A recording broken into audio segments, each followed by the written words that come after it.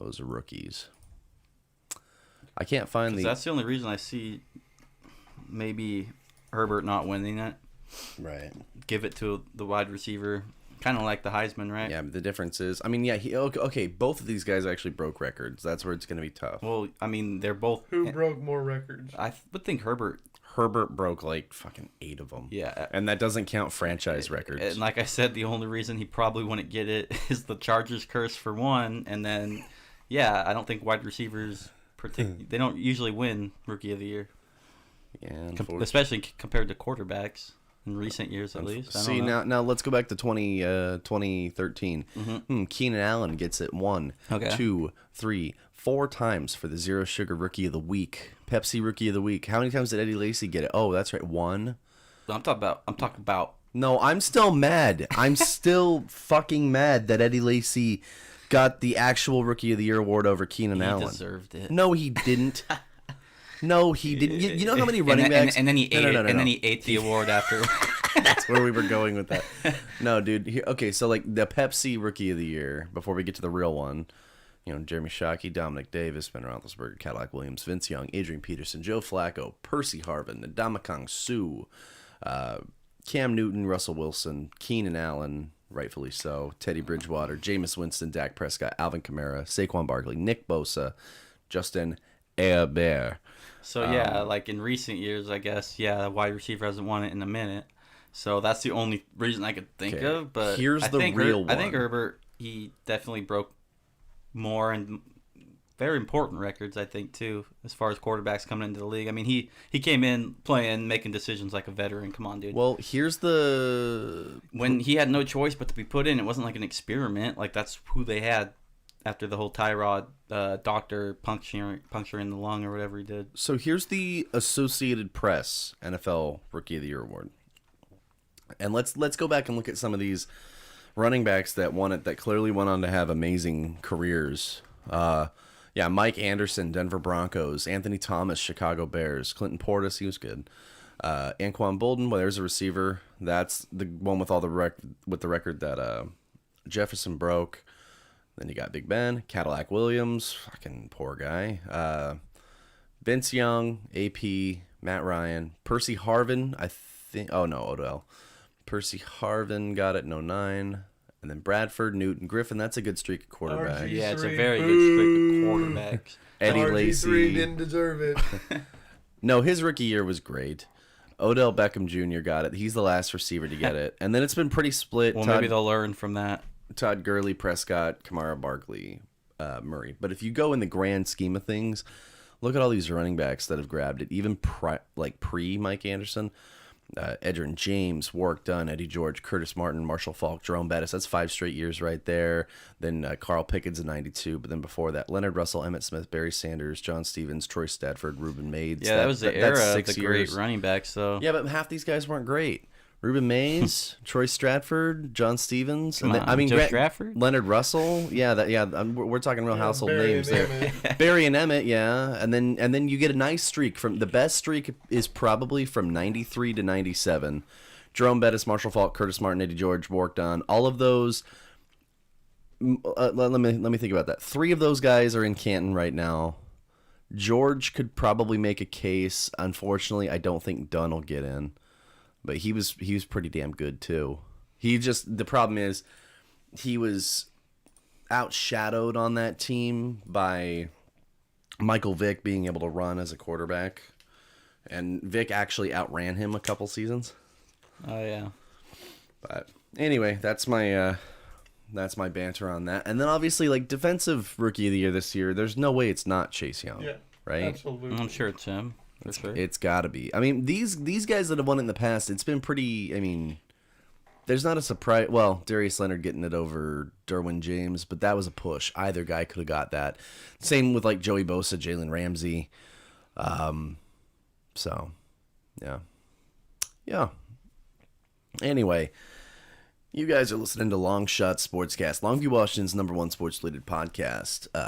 Gosh, this is episode 45. We took that couple-week hiatus. It's somewhere like 47 weeks running. I'm your host, Mike Holm, with my co-hosts, Skyler Lovingfoss and Brady Rucola. Yep. And we're here to talk general sports chat. We Yes, are sir. talking Super Bowl memories because the big day, the biggest day of the football season is this Sunday. But we've got to get the elephant in the room out of the way first. We got to talk about Trevor Bauer signing with the Dodgers, huh? Yeah. Right, Skyler? Yeah. You know all Yeah, about he that. did. Sorry, I was reading an article. I mean, I just threw a softball out Jesus. for my baseball guy. and- Jesus, the Dodgers needed anybody else, but they get the reigning Cy Young Award winner. yeah. Yeah, stacked. You know what's interesting is, like, I don't really follow baseball, but I have been watching. There's this channel on YouTube. They're called Baseball Doesn't Exist. And they have fascinating videos about the sport. If I just pull it up here.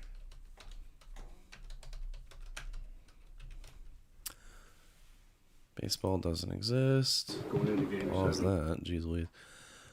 Why the MLB wants Jose Canseco to disappear. Garrett Cole is cheating and the MLB wants to stop him. Prior to that, how is Trevor Bauer cheating and why nobody cares? It's more or less talking about, like, people who use, like, pine tar and stuff, and then how Trevor Bauer is, like, working with a team of scientists to allegedly working with a team of scientists to come up with a substance that's like pine tar but can't be detected and can help his pitching. Okay. Dude, it's fucking crazy because it like goes into detail about how you can obviously see people are cheating and has some of the more obvious dumb ones, like people having like blatant just pine tar smeared on their wrist to kind of do one Yeah, of these. come on, guys, Yeah. don't you know? Right here. Yeah, in the brim of your hat, even Yeah. which is what Garrett Cole looks like he does. Even this gives you an advantage. Just, Just just a little licking bit your of fingers. saliva. Well, that's why the spitball is outlawed, right? Like, but in the comments In section on this 2019, one, Who gives a shit? Trevor Bauer actually commented on this video. He goes, "I see you used a bunch of momentum footage in your video and have ads turned on for this video, so you're technically deriving revenue from footage that we shot. Did you reach out and get permission for that? I haven't seen any licensing money come across the bank account and haven't been made aware of any partnership. Please advise, because this is concerning." He does not like it being put on Oh, blast, you go, does Trevor. But he's right. He's not he? wrong. I'm not saying he's wrong. I'm just to saying. use that footage, they need I'm just saying that's drawing more attention to the express video written than anything. consent. Dude, it was actually really funny. Baseball Doesn't Exist actually responded. Of course. He said, yeah, for sure. What's up, man? But he said something. Oh, he goes, "No problem. You got it, man. Appreciate it. And if I removed any logos, it was not on purpose. Please sign with the Braves." Oh, that's right. He goes, "Good response. Simple shout out to Momentum and the people who shot the content you're using to grow your channel and profit off would be sufficient. Also, you made a video raising suspicion about me cheating, and while I appreciate you presenting both sides of the argument here, making a video accusing someone of cheating and then ripping their footage to benefit yourself, eliminating the logo and not giving credit, isn't going to make you very many friends in this space. We technically have the right to file a DMCA claim against you, but have no interest in doing so, as long as you credit us with the footage we paid for, shot, and published." He's cooler about it than some, but I think it was more of an ego the thing. fact that he, like, how do you find this without, like, Googling yourself, you know? Like, for sure. Well, buddy, probably. I mean, there's. oh, that could be right. Hey, yeah. you got to go watch this video on yourself. Hey, Yeah. check it out. You're cheating. Did you know that? Like, It happens. That's one of the lesser things that I think is not that big a deal. Is a little pine tar on the hat. Yeah. There's way more. The Astros cheating scandal was a black eye on baseball. right. Yeah. So let's get into the Matthew Stafford, Jared Goff trade. This thing happened literally the day after we recorded our QB carousel episode last week, and it was pretty nuts. When I read it, I couldn't believe it because I had assumed that Stafford was a 49er in waiting. Yeah. You know, it was Or a Colt. or I Colt. don't even think we I was discussed him thinking- to the Rams. We I was discussed thinking the Watson Colts. to the Rams. Yeah. Right, and that was just one of those things where I'm like, okay, you know, the Lions, yeah. So essentially, what happens is the Rams don't have a first rounder to give up this year. They gave that up for Jalen Ramsey. So you've got Lions, in return, they get a third-round pick this year. They get a 2022 first-round pick and a 2023 first-round pick, and Jared Goff. Now, I would assume, so this is a move that shows you right now that the Rams, they're in win-now mode.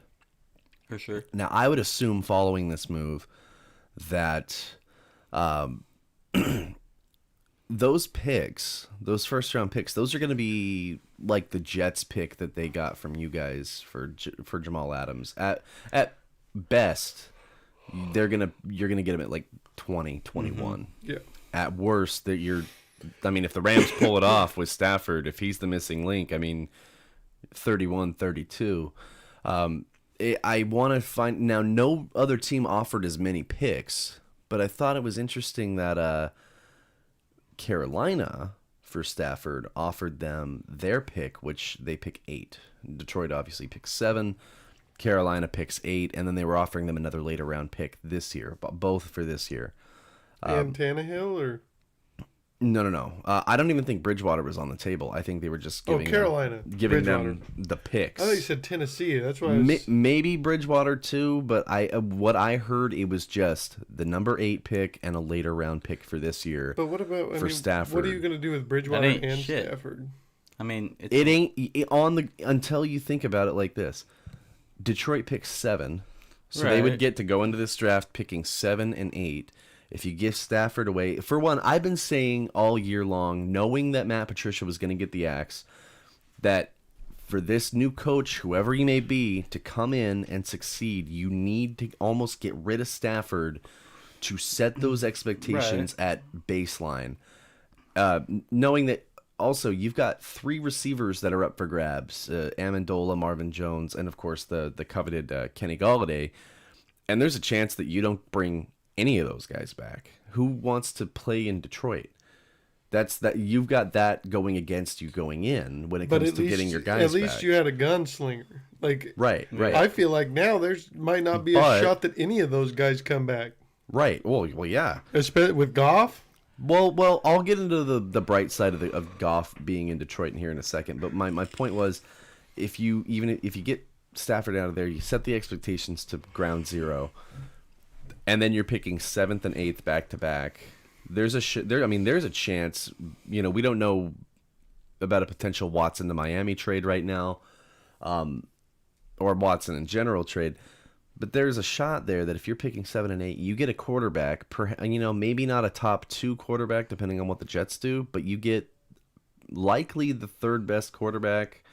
Unless the Falcons pick one at 4, which I'm thinking is more and more unlikely as the days go by. I think with Brian's contract, they're going to have him around for at least one more year. Yeah, I believe so, yeah.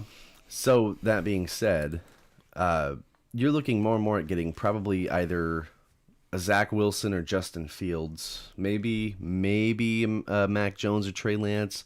You'll get one of those guys, and then depending on if a receiver's been taken, you get the one that's left over. If Miami takes Devontae Smith or Jamar Chase, you get the other guy.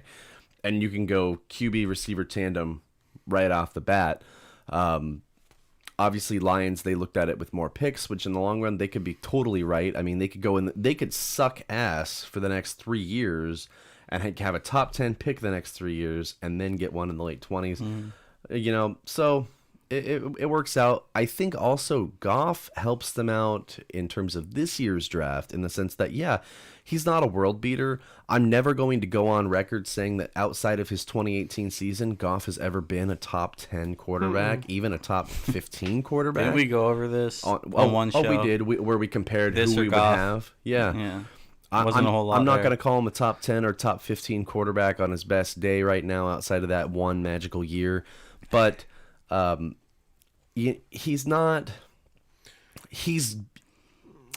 Stafford, but he's a better option than some of the guys that are out there, and I don't think that him being on the team warrants them picking a quarterback at 7. Yeah, I think that frees them up a little bit to maybe go for a wide receiver, knowing that you could lose all 3 of your guys right now, or go for somebody to help shore up the defense that really needs some help.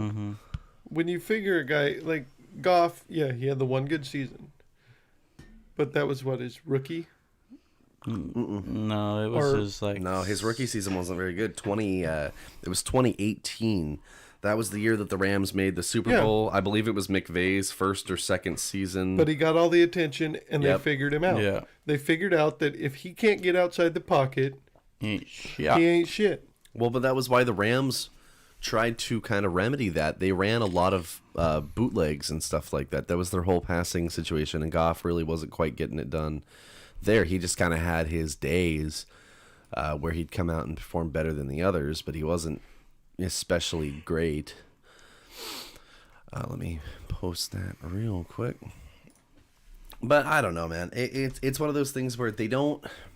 If I'm staring down Jared Goff, or with his contract, I mean, you're just kind of stuck with it, knowing that this guy could turn up the Jets. Maybe he just needs a change of scenery. Maybe he needs a different scheme.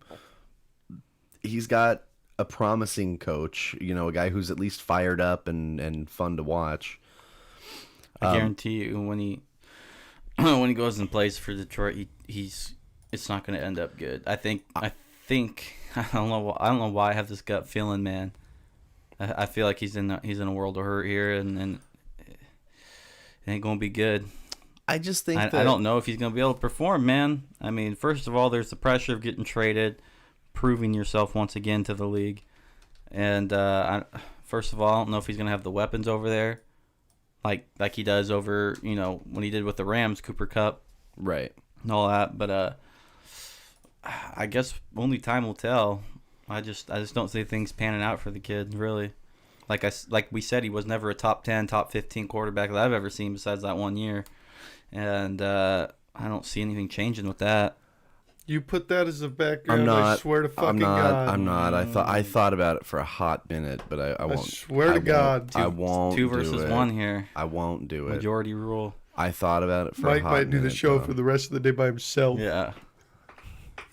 But no, I get what you're saying. I'm just saying, I look at Goff and I go, cool, I don't have to roll the dice on a Trey Lance, or something. Like, not that I don't like Trey Lance, but I think you still take a quarterback.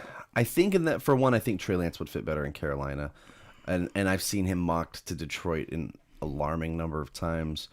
Maybe you take a quarterback. I just don't think you spend number 7 on a quarterback. I think if you take a quarterback, you take him in the second round in Detroit. But that number 7 pick, knowing that you've got Goff, who can at least sit there for 2 more years, and you're not taking this team to the playoffs in your first year. There's no fucking way. Not with the impending free agents. Bro, you think not with the holes you've got on defense. So you think he went to the playoffs anyway because of him? Well, no, but what I'm saying is set those hell no. Why go for a quarterback? Like, even if you draft a quarterback, we've seen it. You can't, for one, we don't know about this coach. I'm hoping he's going to be great, but we don't know. Can't be much worse. And a great rookie quarterback can't overcome potentially bad coaching, case in point, Justin Herbert. But also, you can't overcome a defense giving up either, case in point, Justin Herbert. So they need to fix some holes on the defense. They need to address their potential, and we'll see some of that in free agency. They need to address their receivers. I think if let's say, for shits and giggles, Miami takes Devontae Smith, like we've been mocking to them lately. If Jamar Chase is staring you down at number 7, or even if a guy like Micah Parsons, Patrick Surtain, Caleb Farley, Christian Darrisaw, if they're staring you down at number 7, and you've got a guy who's gone to the playoffs, who's a Pro Bowl quarterback, who is capable of putting up almost 5,000 yards in a season. Tough as nails. And he's tough, man. I gave him my manly toughness trophy a couple weeks ago. Mm-hmm. I think I'm drafting one of those guys, and I'm putting QB on the back burner for at least 1 season. And if I really don't feel good about Goff, I'm drafting a guy in the second round. It is a surprisingly deeper quarterback draft than people realize. I mean, and I say that knowing that fully aware that there's 5 guys that could go in the first round, but there's guys even beyond these guys like Kyle Trask that not enough people are talking about, that with time and seasoning could turn out to be great. Like you said, give it at least a year before you even think about it. Yeah, exactly. See what you got. I'm just saying, with Goff there's no need for alarm. Nope. If you traded Stafford for no quarterback back like the Carolina thing, then that's why you everyone go work. QB receiver back to back or That whatever was you want to kind do. of what I wanted to touch on with the Carolina thing is there's no way they're going to do that. They weren't getting, as far as I'm concerned, or I know about, they weren't getting Bridgewater or anybody. Right. So they would be giving up a quarterback, and then they would still need a quarterback. I mean, yeah, they could use one of those picks maybe, but who knows if that's the guy they need or want. Why not get one that's already been in the game for a while, been to the playoffs, tough. I mean, at the very least, smart. There's value. Oh, I didn't change that. There's value in a veteran, like you're saying, Yes, a veteran is. quarterback with at least the experience. And if it doesn't work, then in a year or two, you can cut him at no cost. Oh, yeah. But even if he doesn't wind up being your starter, if you have to bench him for a rookie down the line, No harm, no foul. he automatically becomes the most valuable backup quarterback out there. Right, like people were saying that about Andy Dalton at the beginning of when he went to Dallas. Well, Yeah. didn't really pan out well, but I mean that's what they were saying about him. But yeah, Stafford for sure. I mean, Yeah, Andy Dalton really underachieved. yeah, I thought he was going to be a lot better. I mean, I know on the show, I was gonna say, weren't you- hyped him. You were saying some crazy shit, I think. There's few things I think this season as egregious. Am I just not going to get the thumbnail change? Is that what that is? Is that now the changes are saved? You know what? Fuck you, man. There's few things in my mind that are as egregious as Andy Dalton, the guy who's been to the playoffs before. Cool.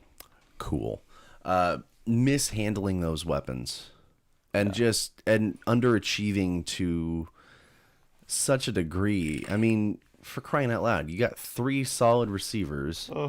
Ezekiel Elliott, even a backup in Tony Pollard, who's great. And you can say all you want about that defense, how bad it was, but that has no excuse going in. I mean, there's a little bit there.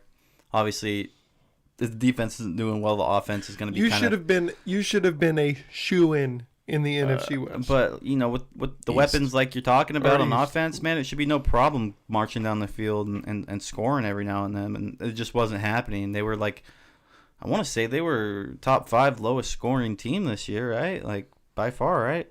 Yeah, they were up there. Like, there's no way they weren't in the top 5 for not scoring, really. Like, and you got this offense, and you're supposed to be the guy, like you said, the shoe-in to step in and get this done. Yeah. No, dude, it didn't look good at all. It didn't look good at all. I mean, you're even making the running back fall apart. Now, I don't know if that's Andy Dalton, probably not, but I don't know what happened to the franchise after Dak went down. No, it was true. Well, they weren't winning games when Dak was No. up. I mean, Yeah, but they were Dak- at least don't get me closer wrong. games, right? Like, Yeah, but I mean, Dak was putting up some Super Bowl numbers. He was, but and- people were talking about that team yeah. just sorely underachieving. Yeah, I guess my thing is like Was it- at least with was Dak it- there, they were like right in the realm of it was literally by like a touchdown or two, It took maybe like at the what most. a 30-point comeback or something like that Yeah. over the Falcons. And they almost did it to Did the Hawks too. And was it play calling? It's got to be something. I mean, what was it? Their defense destroyed them too. Well, that's what I was saying. Like we were just talking about, and I was kind of saying, well, defense shouldn't really hurt the offense, but it does. Right. It was Mike Nolan's defense was bad. They got some. They were kind of banged up on that end, but that offense underachieved something fierce. Well, that's the thing of defense. They can be as shitty as they can be, whatever. You still got to score points. You still gotta give them some incentive to play. Well, here's something that is interesting. Random reminder that CeeDee Lamb was on pace for 86 catches, 1,300 yards when Dak Prescott got hurt. For that matter, Amari Cooper was on pace for 118 and 1,283. And Michael Gallup was on pace for 45 and 906. Those first 5 weeks were wild. Now, you could chalk that up to Dalton didn't really know the offense, obviously, as well as Dak did. Didn't know the players as much as Dak did. Didn't have that chemistry as much as Dak did. Right. But still, he's been in the league for a while. He's been a starting QB since he's been in the league. Well, here's a testament to what happens. Dak. That first game against the Rams, they lose a pretty close one. Yeah. Then they drop 40 on the Falcons in a wild comeback that essentially that was the Falcons. That essentially gets the clock Look ticking. at the score, 39-40. That gets the clock ticking on Dan Quinn. Yeah. Then they put 31 on you, but lose 38-31. 38 and they almost came back and beat us. 38 on Cleveland, they lose 49-38. 37 on the Giants in a win, where they gave up 34. Then they gave up 38 to the this post Dak. They give up 38 to the Cardinals and only put up 10. They give up 25 to the football team and only put up 3. 23 to the Eagles. The Eagles. Yep. And only put up 9. And wins. That was still wins. They give up 24 to the Steelers and put up 19. And then the bye. They beat the struggling Vikings 31-28. They give up 41 on Thanksgiving to the football team and put up 16. See what I mean? Like they started 34-17. Then they dropped 30 on a Joe Burrow-less Bengals squad. Hooray, who doesn't have a defense either. No. Also, I mean, the offense 41 just wasn't there. On a banged-up Niners squad with 2 defensive starters and Richard Sherman out. 37 on an Eagles squad that was, at this point, we can confirm, tanking. But this is just too late. And then they lose to the Giants at the end, which it just says everything you need to know about this season. Then you look even further. You know, Amari Cooper had a pretty decent year yardage-wise, but Zeke only 979 yards. I mean, they're talking about trading the man. And Dalton was also banged up, but yeah, 2,100 is. Well, yeah, you guys remember Ben DiNucci, right? Yeah, Ben and Garrett Gilbert. Oh yeah, Gilbert. Oh, you can't forget all-time great Gilbert. No, DiNucci had Gilbert. The game of his life. Dude, that was almost as bad as the Broncos situation with the wide receiver. Putting their Super Bowl. They still have Dez Bryant on the fucking Jesus Christ. Who else are you gonna put there? Jesus, it wasn't a catch. let me see here. How many games did DiNucci start? Yeah, that was the game of his life. That's absolutely right, because that was the one time he got the starting game. And he, dude, if there was one time to rise above and prove yourself, that was it. And he fucking totally went the opposite direction. Feel bad for him. You know, really. Funny. I was watching. Even Jerry Jones said, "What the fuck." Yeah, man. No, not a good time. Not a good time. And Garrett Gilbert wasn't much better either, I don't think. Back to the XFL with you. Did he play in the XFL? Probably not. I'm saying that's where he's heading if it ever Houston Roughnecks are on the clock. Yeah. CFL maybe. CFL, hey, you know. I like how Yahoo still has XFL on their sports page, but it says league may not return. No, they are coming back. I know. The Rock. Thank you, Rocky. We're getting him back next year, man. It's going to be fucking awesome. All this COVID bullshit. Maybe we'll actually get a fair shot for the XFL. You know, then we could get some XFL news on here. Maybe get some players on the show. Dude, something like that. I'm so fucking tired. And if we can go to games, we will fucking be there. Well, we were already gonna go to a game. Remember? I am so ready to go to some kind of sporting event. I don't even care if it's a damn hockey game right now. Yeah, I'd love to catch a Winterhawks game or Kraken. I am so fucking tired of spring football getting fucking snuffed out before they even finish a season. RIP AAF. We had it with the XFL. I know. It was phenomenal. And then fucking Corona. Yeah, thanks China. Thanks for being thanks for being bad really eating bastards. Freaking commies. Okay, that's enough to get us canceled. So let's move on. We're canceled for sure. Yeah, we're done, boys. We're done. No, I think what we need to do, guys, okay, is we need to start beef with other sports podcasts. I thought you were gonna say with other countries like China.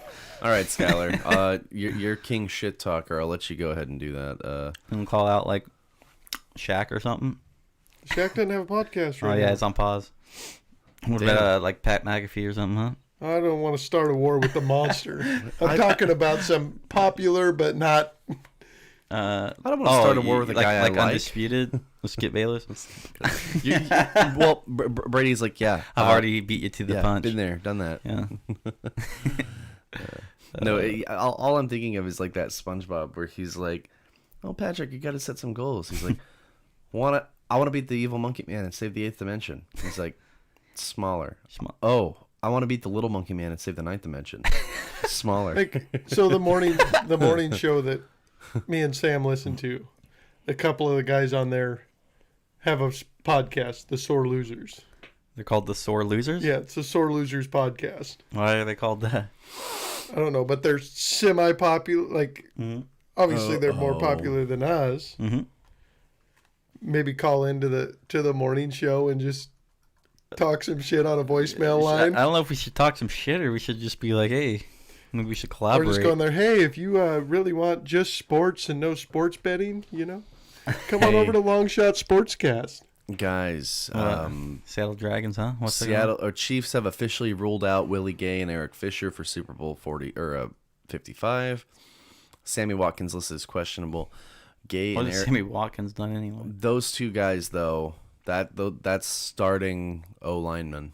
Oh no! Now Tom Brady's gonna win the Super Bowl, and they're gonna blame it on them. That could make things pretty rough. I never thought I'd hear myself say this. I already know. But let's go Tom Brady. Anybody know where I could put a bet in? Because I want. No, because we live in Washington. I know. I was gonna say I want to take the Tampa Bay plus 3.5. Let's go. I know. You think about how rich we could be getting. I know I could, dude. I wish I lived in Vegas, sports, dude. Man. Yeah, just any sports, like. I know. I need to have a connect that lives in Vegas. I want to do like degenerate stuff, like betting on over-unders in basketball, like uncut gems. Yeah, like man. Dude, I just thinking, okay. Do some lightning bets and shit. Dude, just thinking about just thinking about like I would either be filthy fucking rich for a dude I know that I think I'd be sitting works, pretty, or I would be like homeless and burned every bridge I have if we could bet on sports right now. We're gonna move when we get big, we're gonna move the studio.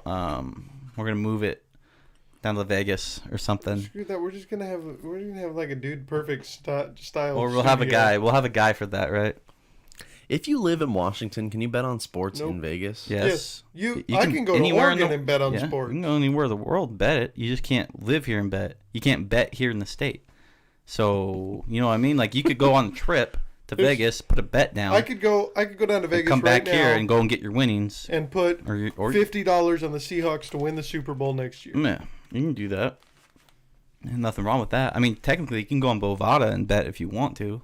Yeah, and you have to transfer it with Bitcoin, and there's ways. It sounds like a headache. It sounds like a real headache. It's a smart guy thing. And then you got to convert it from crypto to. What are you trying to say? I'm not trying to say you're stupid. I'm just saying it's a smart guy thing. I'm not trying to say. We're one of the only states where you can't bet online. Yeah, because Inslee's a cuck. He's a cuckold. Let's see. All right, let's move on. You won't let me bet, damn it. Let's move on. The Royal Rumble happened this past Sunday, and wouldn't you know it, in one of the feel-good moments of the year, 1 year removed from his return after a seemingly career-ending injury in 2011, Edge entered at number 1 and picked up the victory in the Rumble. It is unknown at this time who he is going to challenge, whether it be WWE Champion Drew McIntyre or Universal Champion Roman Reigns, or perhaps NXT Champion Finn Balor. The only thing we know is that either way, that match has potential to be awesome. Other fun returns that happened in the Rumble, the Hurricane made a fun little cameo, and Edge's former tag team partner Christian.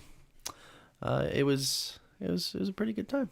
It was a pretty good time. And also, in wrestling news, AEW has seemingly broken down the invisible wall between them and New Japan Pro Wrestling.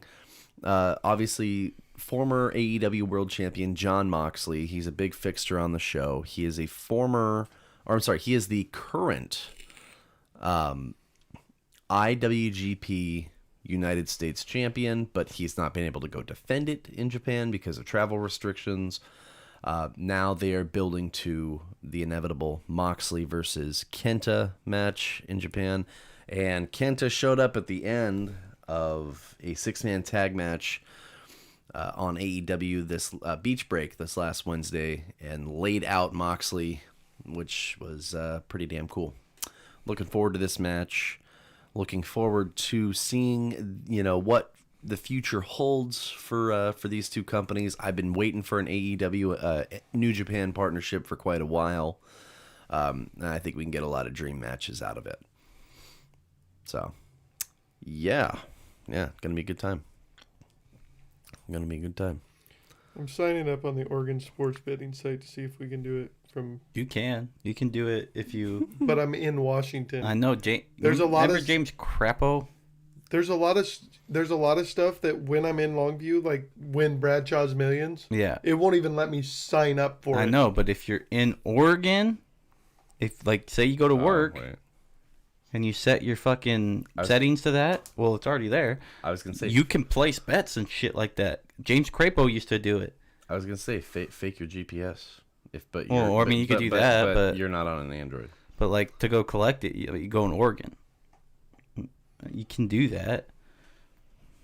Technically. Yeah, I think it's you don't want your bank account hooked up to it, though. I feel like we're not capitalizing on living right next to a bridge on a state line enough. Yeah. Oregon's... pretty much Oregon is Washington for the most part. We could be getting rich, boys. We could be getting rich on I know, I just... born in the wrong place. This is a terrible idea for me to sports gamble. No, it isn't, dude. I will literally... I will literally shell you some shekels, and you put them on the... I'll tell you the right bets. Friend of the show, Jacob, who fans may remember from our worst NBA uniforms countdown, and I believe he was on the best one too. That had the fucked up audio, and I'm fucking mad about it. It was a really good show. It was a good show that we. Wasn't he saying something a while back about? Oh, you got a friend or something? He sports bets with his friends in the Philippines because he's from the Philippines, and is he still doing that shit? I don't know right now, but he was asking me about playoffs and who do I think and in how many games. This was basketball, right? Yeah, because remember in the I believe it was the quarterfinals, I got like 5 or 6. Oh, and we did all. Yeah, you did. Yeah. You did pretty good. I got like 5 or 6 out of the 8 right to the game. And he's like, so what do you think? Fucking Heat and Pacers. I said, I think fucking... I don't think I got that one right. Well, yeah, you did. You took Miami all the way. But I had Miami in 6. Oh, I had talking about to the game. I did have Miami going all the way. You're just talking about what game it would end on.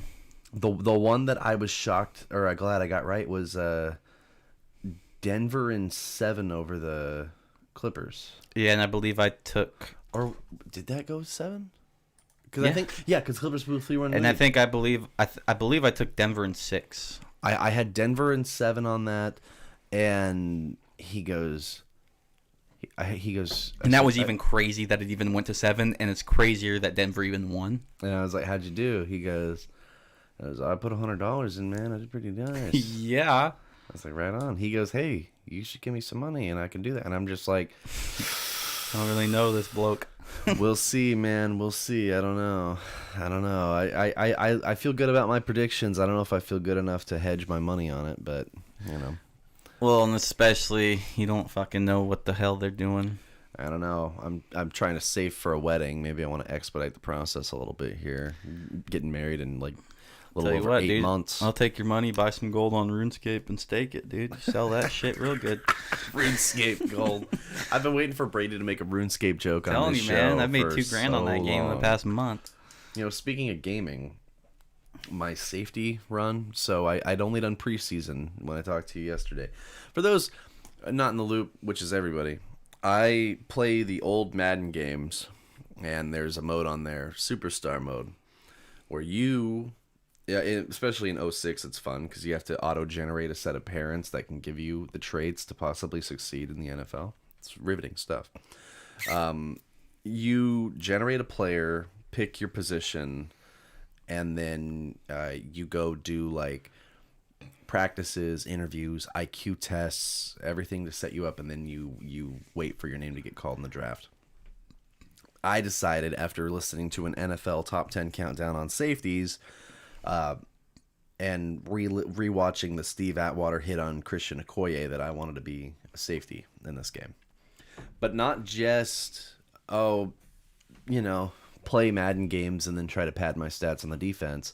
I wanted like the true to life feeling, or as true to life as it can get for 2005, of being a guy on the defense, trying my best, doing my bit, and then leaving it in the hands of the offense. Yeah. So I'm playing a safety, but the computer controls the offense. Now, yeah, you're doing your due diligence, just playing safety on defense, and that's pretty much all you're contributing. Exactly. Rest is in, if So- you do a good job there. It's a double weird because I've never played Superstar with a defensive player, and when I played defense in Madden, I never play secondary. I always go outside linebacker, especially in a 4-3 pass rush. Yeah, I feel like that's what I usually It's just do. the way I do it. Okay, learning secondary is a fucking learning curve. I'm starting to kind of figure out that I don't need to get as involved with button pressing as I thought, but it's tough. And I had my first game, I got drafted by the Buccaneers. So I'm right there. Rondé Barber, Mike Holm. I'm the strong safety. And I got to watch Brian Greasy blow a game to the Vikings, and it just it deflated me. So riveting, fun stuff. Riveting stuff. Week 2 against the Bills. If I can soldier through it tonight. Yeah, fun stuff. Eventually I want to like get a capture card and record some of this stuff because I love playing these old Maddens. Hey, we could do it on the show sometime on Twitch. Oh, or, fuck yeah, man. Just like we plan on doing our 2Ks and our Maddens. I think I'll have to. Honestly, the capture card would come in perfect for things like that. It won't verify me. Because I think you have to I be in have work. to be You in got to do it at work. work on Sunday when we watch the Super Bowl. Bet on that. It'll be really funny. I would love to do some of the prop bets. Oh, for sure. Will it be heads or tails? What color will the Yeah. Gatorade be? It'll be great. That's when you got to know somebody who's in. I'm gonna if I spoofed my GPS and then tried to sign up for the same thing you did and I got through. Did you really? No, I'm just saying. I mean, He's going to try after the show. I know he will. It'd be great if I just happened to. And then you got the feds on him. Oh, oh yes, of course I'm in Klatskani. Bing. I will fuck with that later. Which is Get a weird, 'cause VPN, bro. I thought I'd have a better shot because I actually have a VPN. Oregon phone. I got a 503 number. Yes, we get it. You shop for your electronics tax free. No, Yeah. no. It was cheaper to get Fuck on. Uncle It was Sam, huh? cheaper to get on my mom's cell phone plan, Oh. Yeah, well, there you go. and they had an open line. So I was like, I want a new iPhone. Yeah. Okay. Let's talk Super Bowl memories. How about that? Okay. Let me open up a new window. I'm gonna try something And new. these are our memories, not just the top Super Bowl moment. These Whatever are you want. These are ones that we remember. Let me try something new here though for the stream. This could be a good time. This could be a bad time. Let's see. Let's go. New. I believe I want display capture. This is all we're flying by on the seat of our pants. So I'm going to start a little bit, and I want to start with one that just I love is the ball going past Peyton Manning's head. And the look on his face. Yeah. I think about it every now and again, and I just get a good little chuckle out of it. Yeah. Right. Good memory there. I don't want this window. I want Yeah. the other one. Keep it going. Don't just ignore me trying to figure this Brady, out. Man. go ahead. Okay, well, Super Bowl, the Hawks, and Patriots. I'm not going to talk about that one play, but that one play That pass to Jermaine Kearse. I was gonna bring that up. Oh my God. The catch. You seen the catch, dude. You seen the catch, and in all of Super Bowls, what in the in fuck? all Brady's Super Bowl losses up until then, there was that defining, that one the catch. Improbable catch, the catch on the head. I mean, obviously it didn't go our way, but goddamn, was that not a great feeling? Did that not feel like it was in the bag? Oh yeah. Well, I love the panda Brady, and the look on Brady's face was like, "Oh, not fuck, again, not again." And you know he had a few in his career. Yes, and it ended up, you know, Malcolm Butler, all that pound out for him, but still, that catch I will never forget. Like that, honestly, as much as that, if you really think about that game, if you go back and rewatch that game, you know what? It doesn't hurt as much because we weren't even supposed to be in that game. No. We did the impossible. There were some impossible plays. There were so many of them. My brother left. Oh, I'm sure he did, dude. He was like, "I'm done." There was no way, right? And it was just like magic. Magic just started happening. It was just like back. one thing after another. We started coming back, and I called my brother. I go, "You better get back here. We're gonna win this bitch." And yeah, and then you know the inevitable happened, and that was that. But that's one. That's probably the clearest in my mind. Here it is. Oops. Russell in the pocket. Russell for Kearse, and it's broken up again. Oh, yeah, dude, get up, get there! But somehow, we burned Malcolm Butler on that play. I know, Butler it is the same hit guy it, and it fell right back down to the ground. Fortunate. Oh man, I miss Kearse. Unbelievable! This might get us taken. That's exactly what happened, isn't it? Well, Kearse goes for it. Shit. It's still not on the ground. It's still not on the ground. I miss Kearse Well, look at sometimes. that. Oh my! I can't believe he didn't get up and get in the end zone in time. And then It's just one Butler of those takes him ways, out, so he breaks up the play. I'll never forget that. But at the end of the day, look at that. Does a you juggling want to act, see the helmet catch? passes the 5, first you want to see and the real, goal, 33 yards. That's And definitely then there was one in the other game, the other one that the Giants beat. Oh yeah, it was. Came close to a game-ending interception. Well, that's about as demonstrative as you're going to see Eli Manning. I mean, this Patriots team, that secondary was Pressure from Thomas off the edge. Eli Manning stays on his feet and just airs it out down the field. It is caught by Tyree. But I forgot. And I think a lot of Inside the people do. 25 and a timeout taken. Oh yeah. He had to duck some dudes too. Yeah, he had people holding on to Yeah, it was him. incredible footwork and all that. What about that Rams Patriots? It was like 17-17. There's like less than like 90 seconds left on the clock, and then instead of running out the clock, Brady marches it down the field into field goal range, and then Vinatieri hits the game winner. And that was like the start of that whole run with the Patriots. I will see that, but I will actually raise you, what was it? Cardinals Steelers. That thing, that game had plays after play, man. You know what's funny is I've been seeing so many of those highlights going around, like now, you know, on Facebook ads and shit. Now the Super Bowl's coming up, bunch of passing memories. Arizona's high-flying offense led by Kurt Warner against a Pittsburgh defense that was number 1 in the league and allows only 14 points a game. 3rd and goal. Russell puts his head down. Does he get into the end zone? He does. Touchdown. Hightower is the back, and Warner, as he's been prone to do recently, starts to stumble, and then the pass is caught in the end zone. 2nd down, 4 from the 22-yard line. Ben protected well, but then has that deflected and intercepted at the 33-yard line. 18 seconds from the gun. Steelers show blitz. Here they come. He gets it away, and it's picked off. Also right there. Okay, This and then he runs it back, right? On the Yeah. run back. James Harrison to run it back, and Harrison is past midfield. Harrison going down the sideline. Harrison still on his feet. And here's the thing, the Cardinals could stop that because it goes to half. It's a 100-yard There's a chance that the Steelers don't interception win. return. 3rd and goal. Then they're up 20-7. It's looking like hope And is it's going to be a lost. fake, but Fitzgerald is going to go up and make the catch Now for all of a sudden, touchdown. shit, Cardinals back in this thing. Take the safety Running forward. Roethlisberger is going to throw over the middle, and the pass is going to be caught by Holmes at the 21-yard line. That's a safety. Safety. Wow. Safety. Oh, yeah. So then here we go. Fitzgerald into Steeler territory. 30, 20, 10. Arizona has the lead. Yeah, look, fourth, a minute left. When that happened, I thought the Cardinals had won.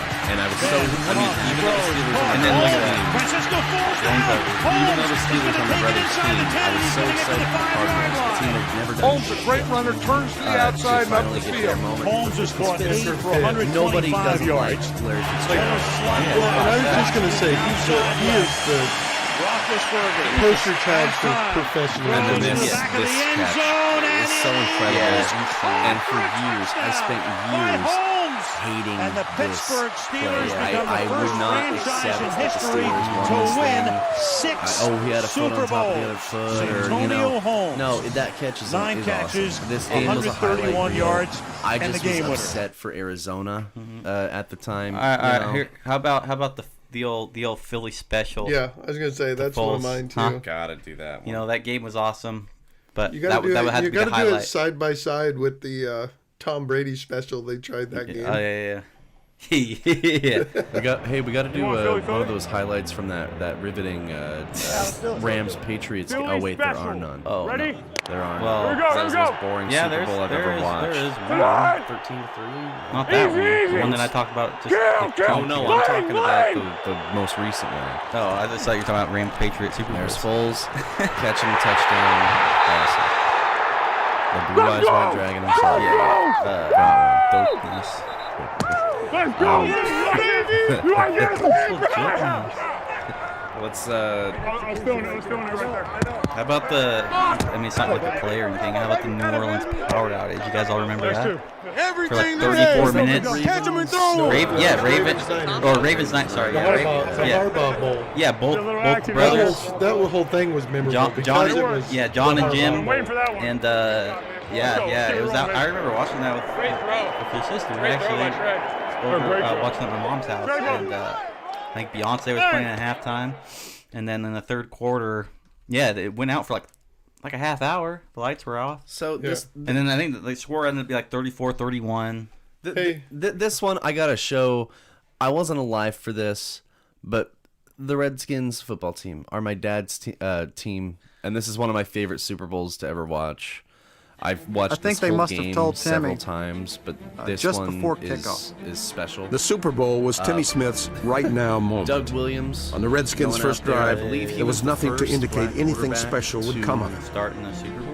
While I Denver's believe so, offense and the enjoyed first the to win ultimate one, fast and start. the first to be named Super Bowl MVP. Boom, first play, Now John Elway Elway starts throws this thing his off 400-yard and just bomb kills them. I over believe Barry now, funny Wilburn for a enough, touchdown. Todd Can you Bowles, believe that? In one Vikings play, the defensive Broncos coordinator, are former up. Jets head coach, He beat was Barry Wilburn on it. And I remember clearly Daryl to Green, this of day course, on the other taking side. a beeline Probably in toward my Barry opinion, Wilburn. and I'm biased Said, because my dad "Get is a that Redskins play fan. right now." Probably the greatest cornerback football team. Trust me, Torn he bicep was once definitely a guy prevented that I Williams looked from up going to. to the Super the Bowl Redskins with here. Tampa. I'm going to call them the A Redskins. sprained knee wasn't My about football to stop playing days, I Williams looked up to him from a winning lot. the Super Bowl And these white, with Washington. remember when I said these were the Washington Redskins uniforms were offense among is my back on the favorites football in field, and so is number It's these 17, white Doug Williams. ones. Just look On his how first snap, just Williams so threw an good. 80-yard touchdown to Ricky So Sanders. Doug Williams comes out. The play ignited There's the that, greatest and offensive that's not- explosion he threw in Super Bowl several touchdowns in history. this thing. Coming back, we're going to do it. Quickly becomes Williams a to pass, lobs it up. He's got Clark at the goal line. He's got it. Touchdown, Washington Redskins. all day, but the Hogs. He'll hand Look at all off the to Smith, holes and he's that back. they Good got hole. at the Hogs. Midfield, horse race to the 40. Far side 35, O-line 30, moves 25, 20, out there. 15, 10, 5. That were Touchdown, Washington Redskins. They had me going almost Fake some of this these time. other guys. Fake down everybody. He's got Williams Sanders wasn't in the supposed to clear at the start 10. most of the season. Touchdown, Washington Redskins. We are seeing a virtuoso performance. Buccaneers. Pre-Super Bowls back in the day. You're watching history. This is history in the making. Get another one right here. 4 touchdowns in this game. The marvelous.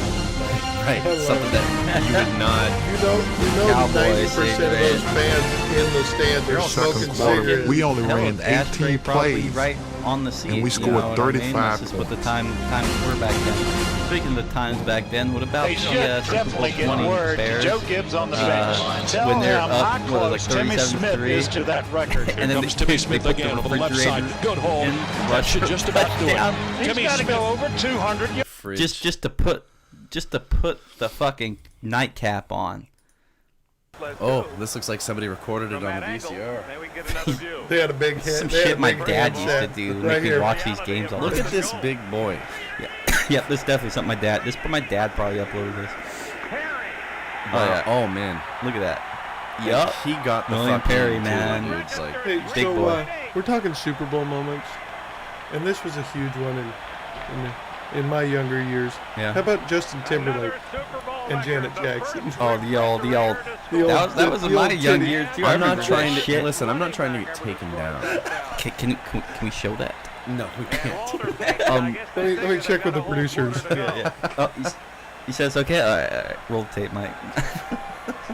Yeah, the old nip slip. You can never forget that. We gotta talk about the tackle that the 1 yard short. Was that the Yep. Rams? No, Yeah. oh yeah. Yep. It all Titans. comes down to this. Yep. 6 Victor seconds Meal, to play Jonathan, Jeff Fisher, in Super Bowl 34. What do you call it? Steve McNair, Seahawks, Kurt Steelers. Warner. It has never Bone happened in snuck it Super in Bowl there. He's already history gone. And then went on Letterman for a the next team night to and score said, I on the didn't do it. I last didn't make play it. of regulation. I wasn't First in. and Like, goal to how do you go. feel good about winning Rams those? 23, Titans 16. But All right, guys. The I refs swear to missed it. God. I'm not going to walk up to the ref and be like, hey, will work I out of the wasn't in. shotgun. McNair drops, that's better man throws than me, right too. side I for wouldn't do Dyson. it. I wouldn't He do it. dives for the Right end there, zone. Mike Didn't make Jones it. makes the He stop. came up 1 yard Kevin short. Dyson Didn't make doesn't it. have any bounce. Time runs out. That's it. We won it. That's exact. I mean, that's pretty much bended. The They're Rams like army win That was by a yard. I mean, St. Louis, Steve the McNair's great. gateway to the West, and Eddie George is now the that was gateway really to the a battle. best Titans football defense, team in the with world. Guys like Keith Bullock and Javon Hurst versus the greatest show on turf.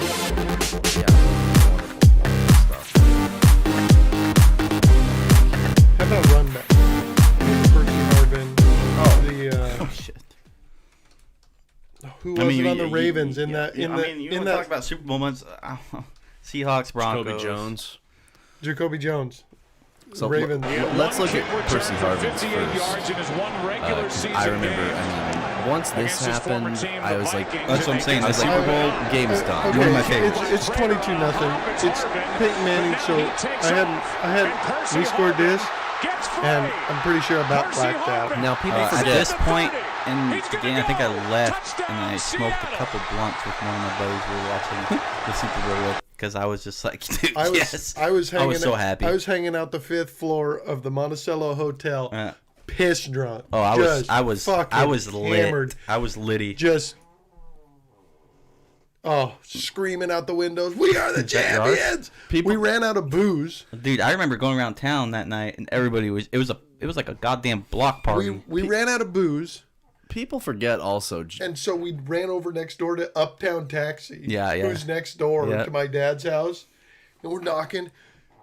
And they're like, "What's up?" We're like, "We're champs. We're out of booze." They're like, "We got plenty." We got plenty. Let's fucking People go. forget also Percy Harvin was injured that entire season. Yeah. He didn't get better until playoffs. He only played Right when but- we fucking needed him.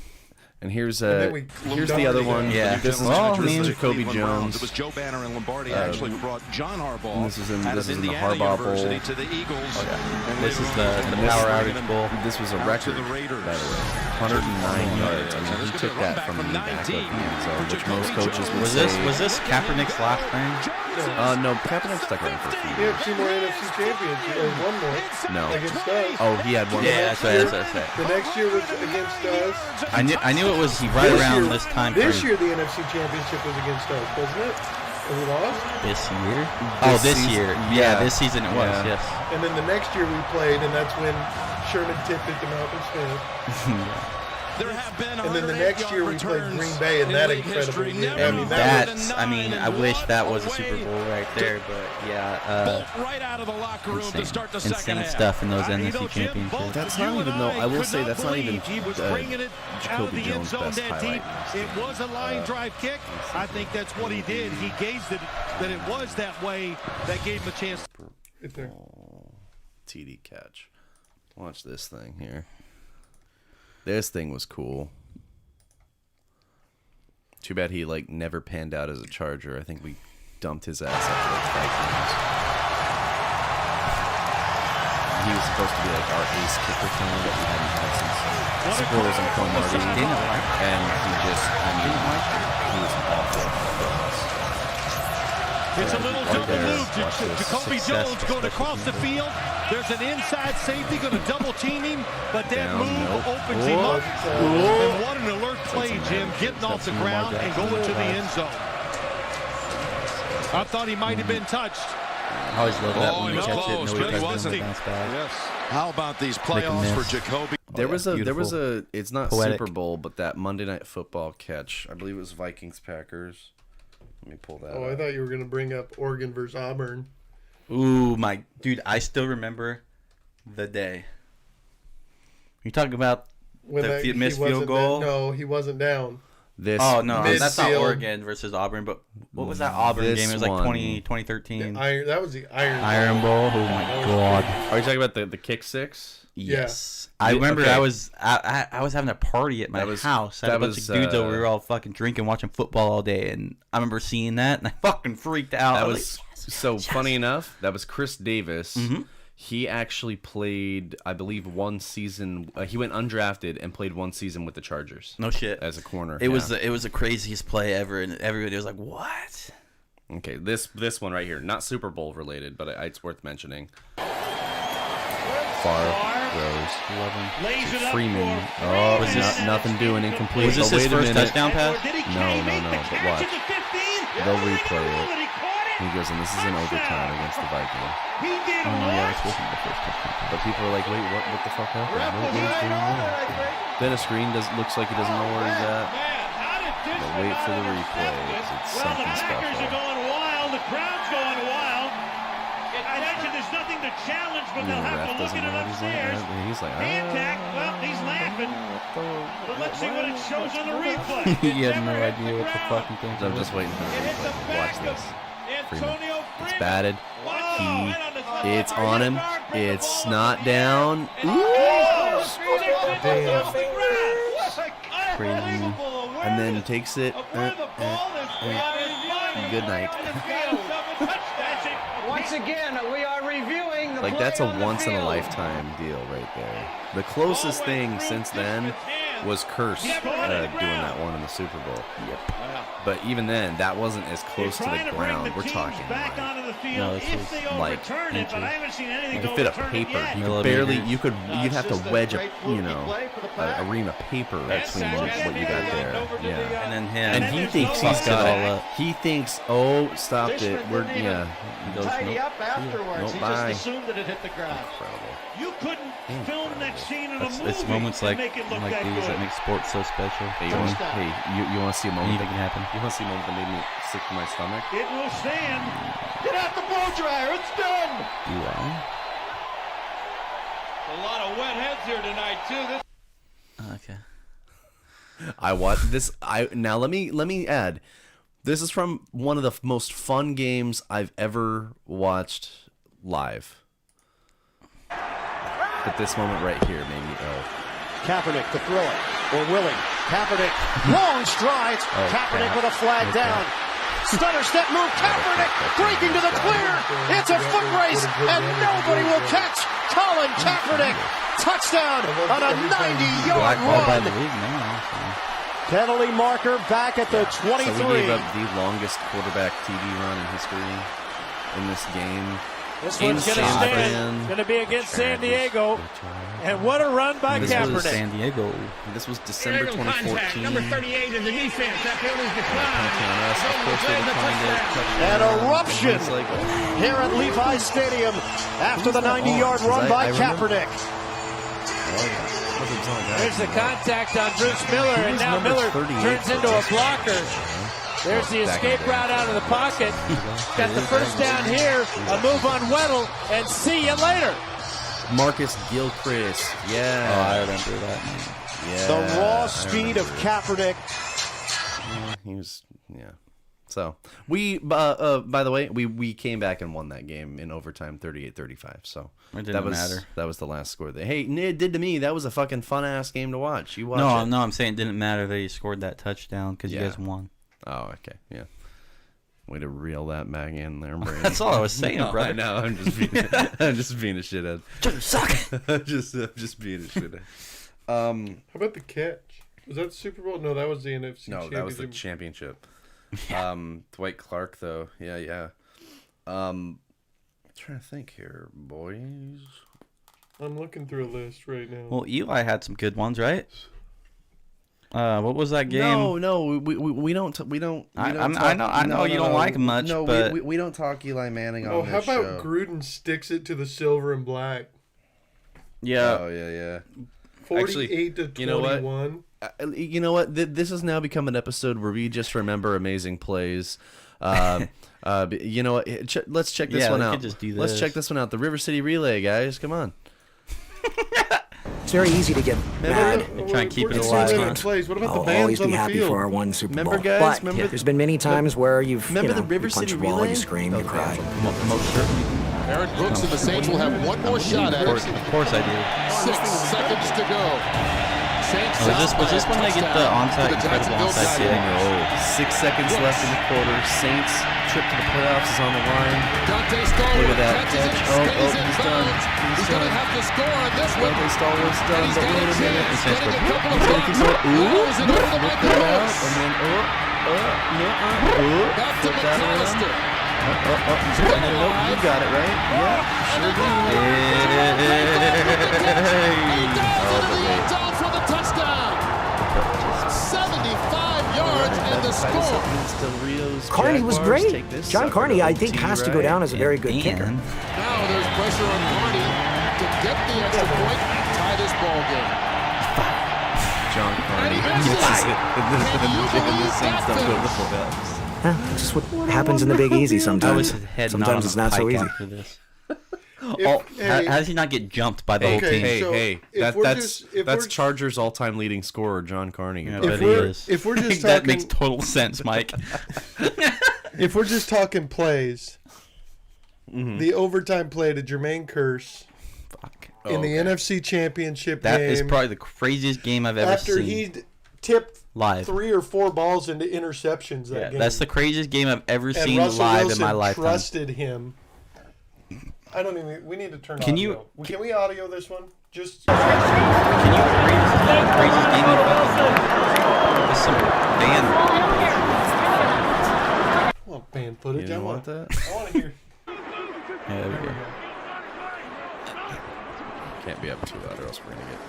Wilson toward the end zone. That's not the one, is it? Yes. That is the one. The best. Get the fuck out of here. And then he asked for the ball back. I remember. He threw it up to the fan, and then later he's like, I really want that ball. And the fan was cool enough to give him the ball back.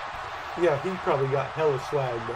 Probably got paid like $100K or something, dude. The best call on that is Rabel and Warren Moon was our... Yeah, Warren Moon was actually, he screamed. Yeah, he was announcing the game at the time. How about this one right here, boys? How about the good old... Music City Miracle. Do the Titans have a miracle left in them? It's like filmed like a documentary. Come on. Just take a look at the domination right here. Fan footage. Do the Titans have a miracle left in them? Okay. If they do, they need it now. This is fine. Buffalo was leading 16-15 with just 16 seconds to go.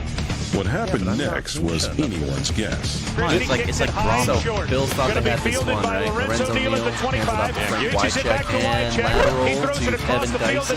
He's got something. They all do this. There's actually a case that it's... He's got something. 50. He's got it. He's got it. 20. My God. He's got it. End zone. That was the last time the Bills did playoffs prior to this year. 2017. 2017 last year. This call could go either way, Pat. Yeah, this year. Reviewing the play, the ruling on the field stand.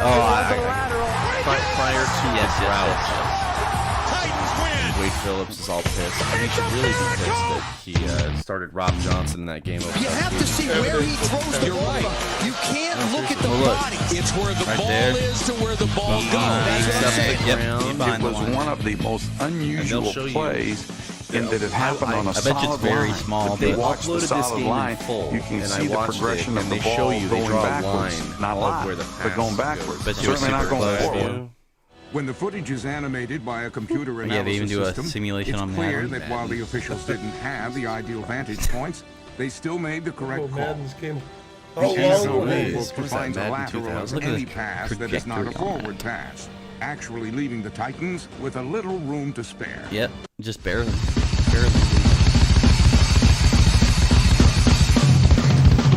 Okay.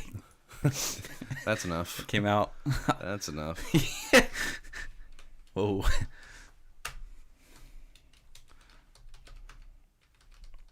Let me see. Best of Ladanians. I just want to look at some fucking sharp. Some running. LT.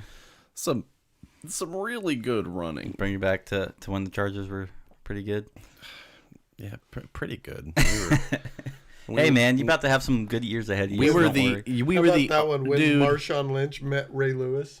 We were the uncrowned Super Bowl 41 champions, as far as I'm concerned. Uncrowned. Thanks to fucking Marlon McCree dropping an interception, a game-winning interception because he's a fucking idiot. Can't fix stupid. Yeah, can't fix stupid. First and goal from the 3. Tomlinson is in for the touchdown. Okay, they played. I forgot San Diego played at Qualcomm. Yeah. Qualcomm Stadium. Real fans remember when it was Snapdragon Stadium. Snapdragon? That's a one street. Oh, there he goes. Oh, shit. Man, I miss this fucking guy. Yeah, I remember when I was in middle school. A couple of my Hawaiian friends, they were big Charger fans, man. The only Charger fans I knew around here. And they love Ladanian Tomlinson. They just love the Chargers. But LT, I remember they used to wear jerseys to school. We'd play at lunch. We'd play out in the courtyard. And we'd play two-hand touch football. With the squad going. And oh yeah, dude. Hawaiian dude highly. He had the jukes and stuff, dude. He used to always wear the LT jersey. He's really good. Used to have him on a light switch cover. But he never played football. Like, he played two-hand touch and all that. He's almost like a byman. He didn't actually play the sport, but like he played it like with friends. Which I wish he did play a sport because he's pretty damn good. I want some highlights of that 06 season. You know that one where he fucking to me, out of all ran of them, for that's like 28 touchdowns. That's a tremendous accomplishment. 1 year after Alexander rushes for 27. No, trust me, Lieutenant, he was one of my favorite players. Like when I was growing up playing football and all that. Of course, I had my team. I was a Seahawks fan, but I was a big player fan, especially when it came to running back. There's one on Seattle. That's a big one. Like running, like I was big into running backs. And this is one of my favorite running backs of all time. No. That might have been the year that we were that was the year that we were the 1 seed. Yeah. Marty shot. Yeah. Where we blew it as the number 1 seed. Sorry, the biggest upset. Oh, sorry. Marlon McCree blew it. It wasn't even Marty Ball that killed us in this one. Yeah, but as a 1 seed, it's not even that close, right? What do you expect? You guys just can't beat Tom Brady. Well, there's a lot of people who can't beat Tom Brady. Yeah, but here's we couldn't beat Tom Brady. We couldn't beat Tom Brady, but we always beat Peyton Manning in this era. And we would, if we had won this game, if Marlon McCree hadn't dropped that interception, we would have matched up against Manning who, as a Colt, we destroyed routinely, and then we would have beat the Bears in Super Bowl 41. I maintain that to this fucking day. Hey, that's all right. I mean, we deserved that, man. We would have had the best halftime show in Super Bowl history, too. It's all right, man. We can't live up to it as much as we can't because, that Super Bowl fucking to Antonio Gates. Yeah, watch how he stays parallel with the line of scrimmage there. That's a dead giveaway. It is what it is. Do we have any more news to talk about? We get a little bit of basketball in here for a second, right? Yeah, how about Kelly Oubre dropping 40, right? That's nice. That's nice because like we were talking about before, especially me and you at work. Hey, I just want to put it out there that But more, I just say he the only checks the game we temperature lost of the player to across Tom Brady from him, and he's going to see with Russell if Wilson Porzingis wants to play physical yeah. tonight or stay out in three-point land. That's exactly what I was referring to. Anyway, Oubre dropping 40, right? Yeah, let's watch Oubre go off here. I was watching highlights this morning, actually. Finally, right? Because Kerr was saying trust the process, trust the process. Interesting. And then Kerr was talking about wasn't there rumors of trading him or benching him or whatever? Yeah. what's going on in Dallas? And then all of a sudden, Oubre probably heard the noise, which is exactly what you want the response to be, right? Dallas is a mess. This is exactly what you want the response to be. Well, it's fight or flight, man. He chose to fight. They're bringing up the back end of the fucking division. But And this reminds, you know what though? With this game and the shellacking that followed, I think there's zero confidence that this beating came at the hands of the Warriors going back, even without Clay, going back to what they do best and what won them championships, which is small ball. But also, man, James Wiseman. Hey, exactly, small ball, but exactly, Mike. Listen to this though. You want to know why they had such big success that night? Dallas thought it was a good idea to shoot threes all night against a small ball team. Yeah. What the fuck? Yeah, Charles Barkley went off on him. Oh, yeah, he did. But rightfully so. But you either got to make all those threes or you're going to lose, dude. And guess what they did? They lost because they didn't. Point out, you're in the NBA. You can't buy matches, dude. Why are you not driving on the small ball team? He's doing that on purpose. But, but come on. Gary Trent did it last night, man. He didn't match and shoot. Yeah, hey, you know what? Alvin Kamara wore Christmas cleats for his 6th touchdown. Grinch always steals Christmas, right? What I'm trying to say here, though, is yes, the Warriors did great. I'm not taking anything away from them, but this game could have been a lot closer, and it could have been a lot different if Dallas chose to play it smart. Right, but what I'm pointing out is, regardless of Dallas missing half their shots, the Warriors still put up 140. No, that's what I'm saying. The Warriors played fantastic. What I'm saying, though, is, like you said, this is a small ball team. This is what they do. And even without Clay, here's Kelly Oubre playing up to the fullest of his potential, but they're playing a style of game that these guys understand. I love Wiseman. What happened? Kerr found the formula. I love Wiseman. I love Looney. But the fact of the matter is, both those guys being hurt backed them into a corner to playing this game. I think that this is kind of, even though Dallas shot their own foot here, I think that we're going to see a lot more small ball in the future, even when both of these guys are back. Yeah, and I wasn't because I'm not like butting heads or anything. I had a point to bring up when I was talking about this game in the first place, which is the Warriors, in the wake of the Steph and Clay injuries last year, the signing of D'Lo, the trading of D'Lo for Wiggins, the loss of Clay again, these last 2 seasons, all the noise, right? All the noise. Why is nobody guarding the 3-point line? The last 2 seasons, or season and a half, have felt like wow. That was my favorite guy. That was a shot blogger. Marjanovic. He's fucking hilarious. He looks like the great Khali. Boom. No. Show us what you mean, bro. He says, "Get the fuck out of here." But anyway, this is Thanks a team for watching that for the ESPN last on season and a YouTube half for has live felt streaming like, sports and premium content. They've had Subscribe just a to real ESPN identity Plus. crisis. Oh, for sure. Really, since that last championship, yeah. Yeah, and I think that it, like that, even without Clay, that felt like Dynasty Warriors again. Like that. Oh, yeah. That no pun intended on the video game. That felt like that old school feeling, and I think even when Wiseman and Looney come back, I think we're going to see our bigs used a little bit more conservatively as the Warriors are kind of pushed to playing small ball for the next several games until we get them back. And then you're gonna have to have teams figuring that out too, because Dallas. Well, yeah. What I've noticed, what nobody's been able to figure out, is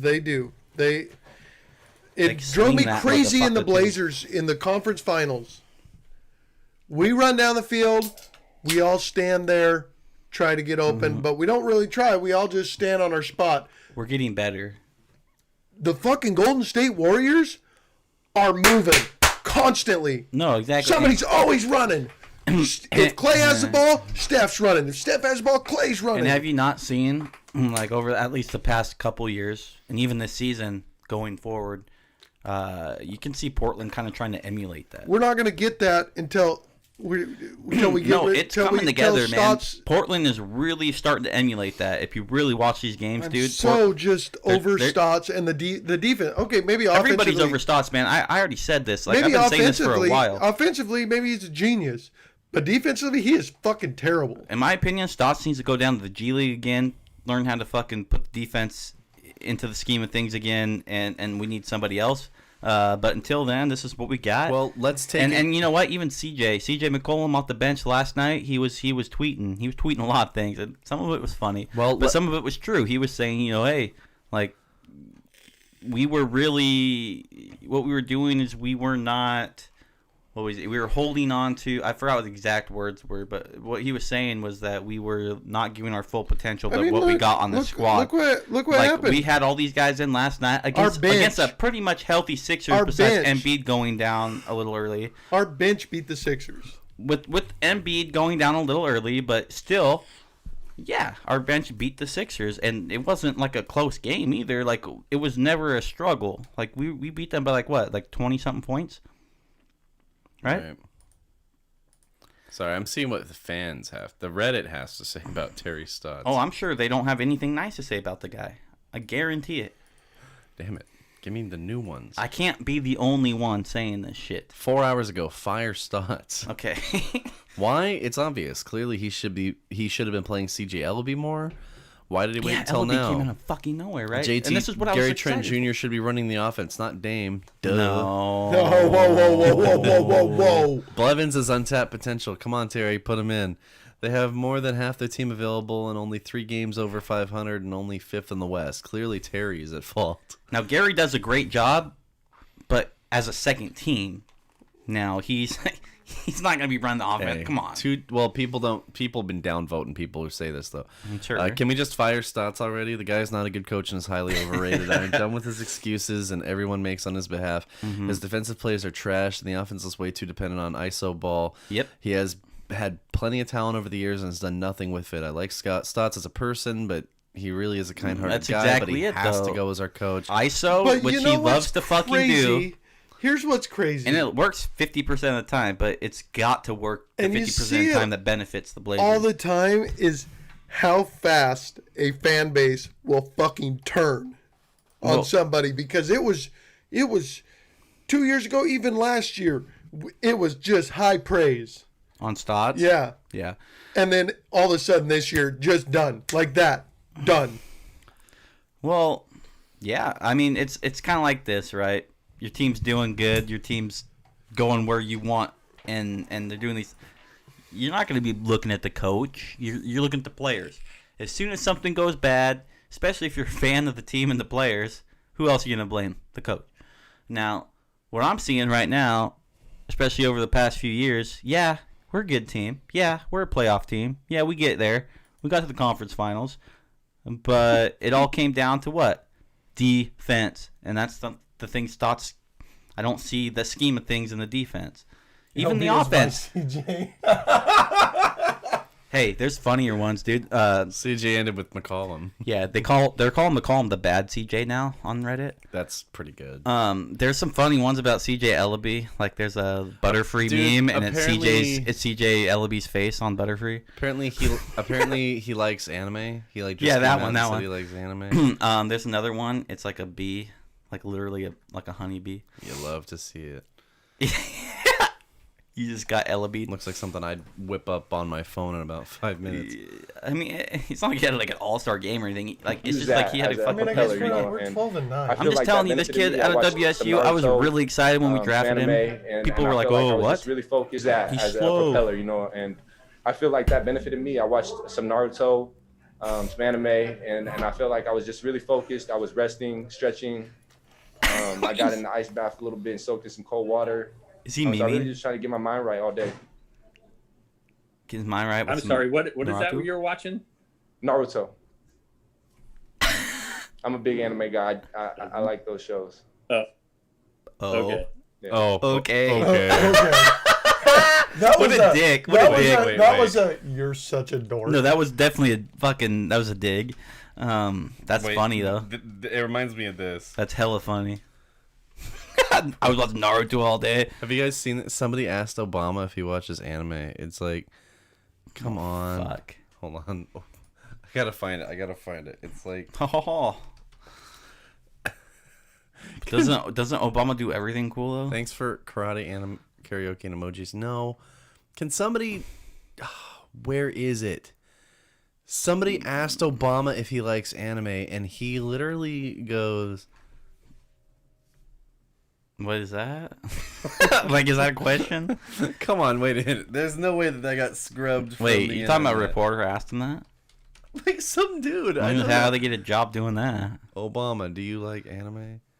Come on. Does it's scrubbed now? Is it the thing? It's totally scrubbed now, Mike. They scrubbed it off the internet. It was too good for our own liking. There's yeah, a video. they totally made that disappear. This was a dream he had one night. Come on, One night Mike had a dream and he thought it was so real. He just wanted it to be that real. And it was a real thing. There was a video I swear where to God, Obama. Somebody asked him if he watches anime. They were literally like, No. "Hey, do you watch anime?" And then he's like. He literally like what the fuck? Like, and he's got a bunch of old dudes around him. They're like asking questions, and they all kind of They don't even know what the fuck he's talking about. about. And the guy's just like, then the mom was just like, "Do you want me to?" All right, gentlemen. You got cut out. I got full-time dad duties now, so full-time dad duties. Full-time. I gotta head out and go pick my kids up from school. Okay. You guys have a good. For sure, dude. Well, Tell them to tune in to Long Shot Sportscast. Yeah, tell your We're kids. here every Friday. Tell your kids to tune in to Long Shot Tell them Sportscast. to tell their friends. We're gonna have trading cards coming out pretty soon. Tell your kids to tell. What grade are your kids? Fourth and second. Fourth and second. Tell your kids to tell their friends to tune into Long Shot Sportscast, yeah, you know, maybe we'll give them some swag in the future. Have them pass it around the schoolyard. Yeah, if they're even allowed to go there, and twice a week. And if they enter our sweepstakes, and hey, tell their kids to tell their friends. Tell their kids to tell their friends. But do me a favor and give me their parents' credit card information. Yeah, all right, we gentlemen. could use it. Super Bowl Sunday. Super Bowl Sunday. Hey, bring the famous chip dip. Yeah. The chip dip is coming to watch Tom Brady yeah. whoop up on Patrick Mahomes and kiss his sons on the mouth. Hey, you pissed off my dog. We're about to unleash him. He's not a Tom Brady fan. We're gonna unleash the beast on you. No, he's a Joey Bosa fan. What are you guys bringing for the potluck? What do you want me to bring? Some beer. I'm gonna bring a nice lemon capellini salad. My girlfriend's gonna whip something up. What do you guys like? I was thinking of her making. Those fat fucks at work eat anything. Yeah. Yeah, I just said that live on the air. A bunch of degenerates. No. No. I'm gonna have her whip up something pretty good Saturday night to bring Sunday. So. I'm bringing the famous dip though. So. Okay, you got the dip. You know what? Maybe I'll see about making pigs in a blanket or something. All right. I think somebody's bringing drinks. I hope, or I'm gonna. Yeah, I told you I'm bringing. Andres said he might order some Fultanos too. So. Yeah, I'm bringing the beer. I already told you. You think I'm joking? Yeah. The only sure thing is we are getting nothing done tomorrow. Bush Light. Or Sunday. Bush Latte. Oh, NAs. Bring Bush NAs so they look at the camera and we're all just just like a beer. Well, there is a little bit of alcohol in there. Later, guys. Later, See man. you, buddy. That has been Skyler Lovingpaws on Tom Cruise Jr. NPR. NPR. Hey, he was on his mic all day today. Yes, he was a good boy today. I didn't have to tell him to get on his mic. Yeah, he's getting serious. He's getting serious.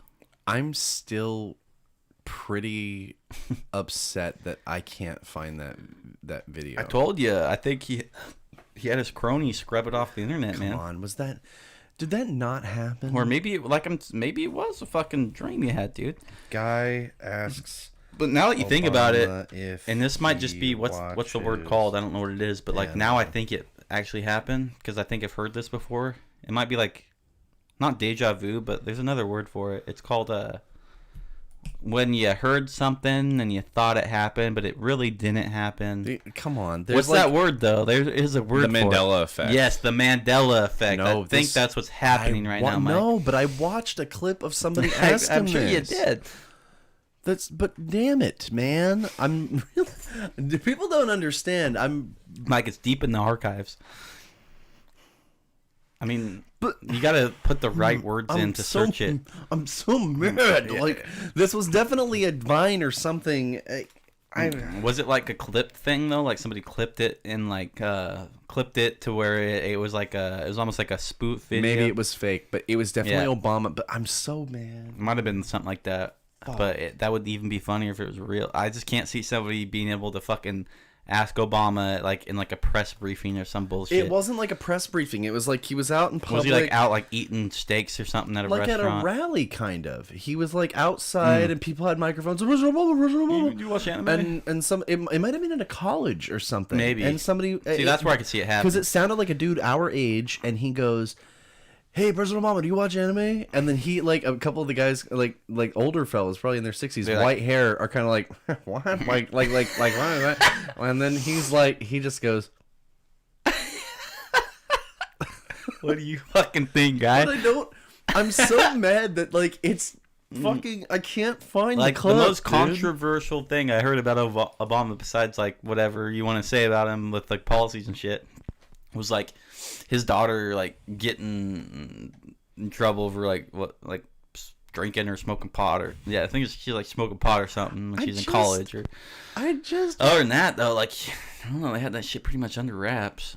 But that's, I mean, not saying that's a bad thing. Somebody asked him that question. It's just funny that they were able to even get a reaction. Come on, I'm not giving up on this shit, man. It happened. Why do people hate you? No. Come on. He made that face, dude. I don't know. YouTube's kind of cracking down on shit lately. Maybe they scrubbed it off of there.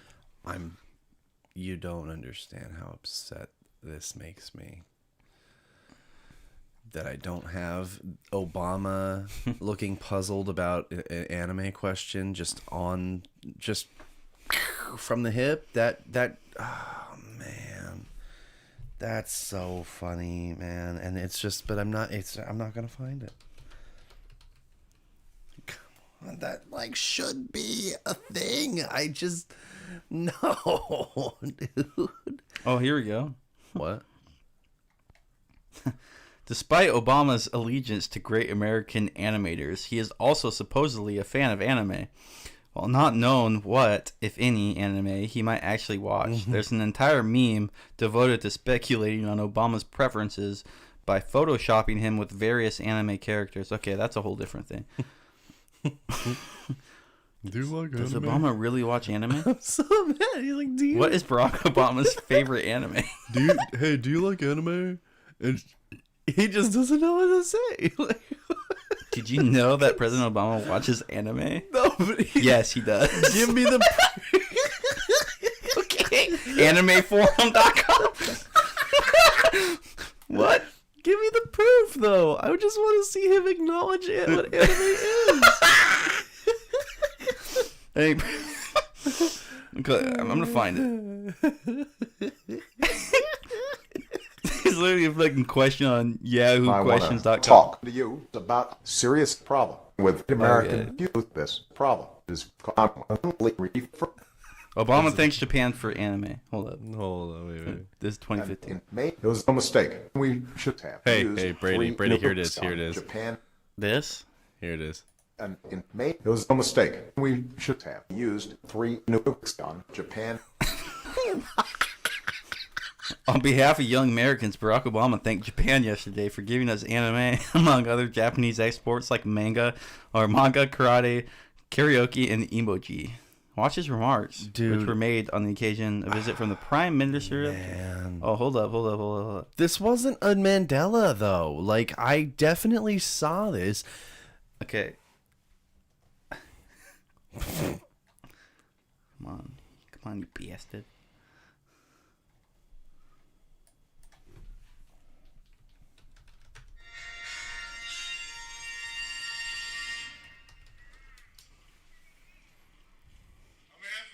People and Michelle and myself, it is a great honor for me to welcome Prime Minister Abe and Mrs. Abe of Japan, one of America's closest allies in the world.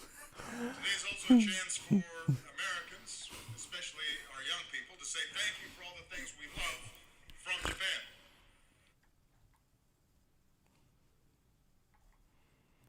Okay, now you want to buffer right when he's going to say it, huh? What is the anti-anime? Okay. Anime. Damn, Obama, what a savage. So he definitely recognized anime. Okay, but man, so that must have been it. No. There was. I'm telling you, man. If I could ever find this clip of somebody going, "Hey, do you watch anime?" And then he's just like, "Come on, like, Obama college. Come on, like."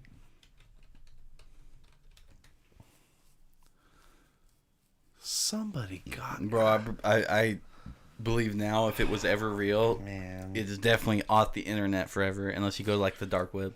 You might find that shit on the dark web. It's just, but if it was ever on the internet, it's not there anymore. I'm dude. so frustrated because I felt like that's such an iconic, funny thing to ask the fucking president. I just thought maybe it would just be around. Like, there's not even like image of him like reacting. Wait a minute. Is that it? Do you like anime? Was it a meme? Was this it? Somebody goes, "This actually happened. Obama heckled during DNC speech." Where's the video? See, this is. I think the video is scrubbed. Oh, wait, what? You've been fucked by the petty ghost of a blocked ad. The ghost will leave you alone. Okay, yeah, you're right. Leave me alone, dude. I don't get.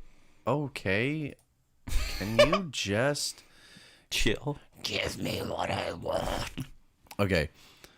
Obama heckled during DNC. But there's nothing else on it? Let me see.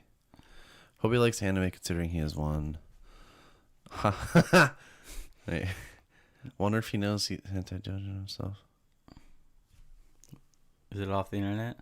Dude. It looks like it was like... Was it? I told you. Oh my God. I told you. Oh my God. They scrubbed it, bro.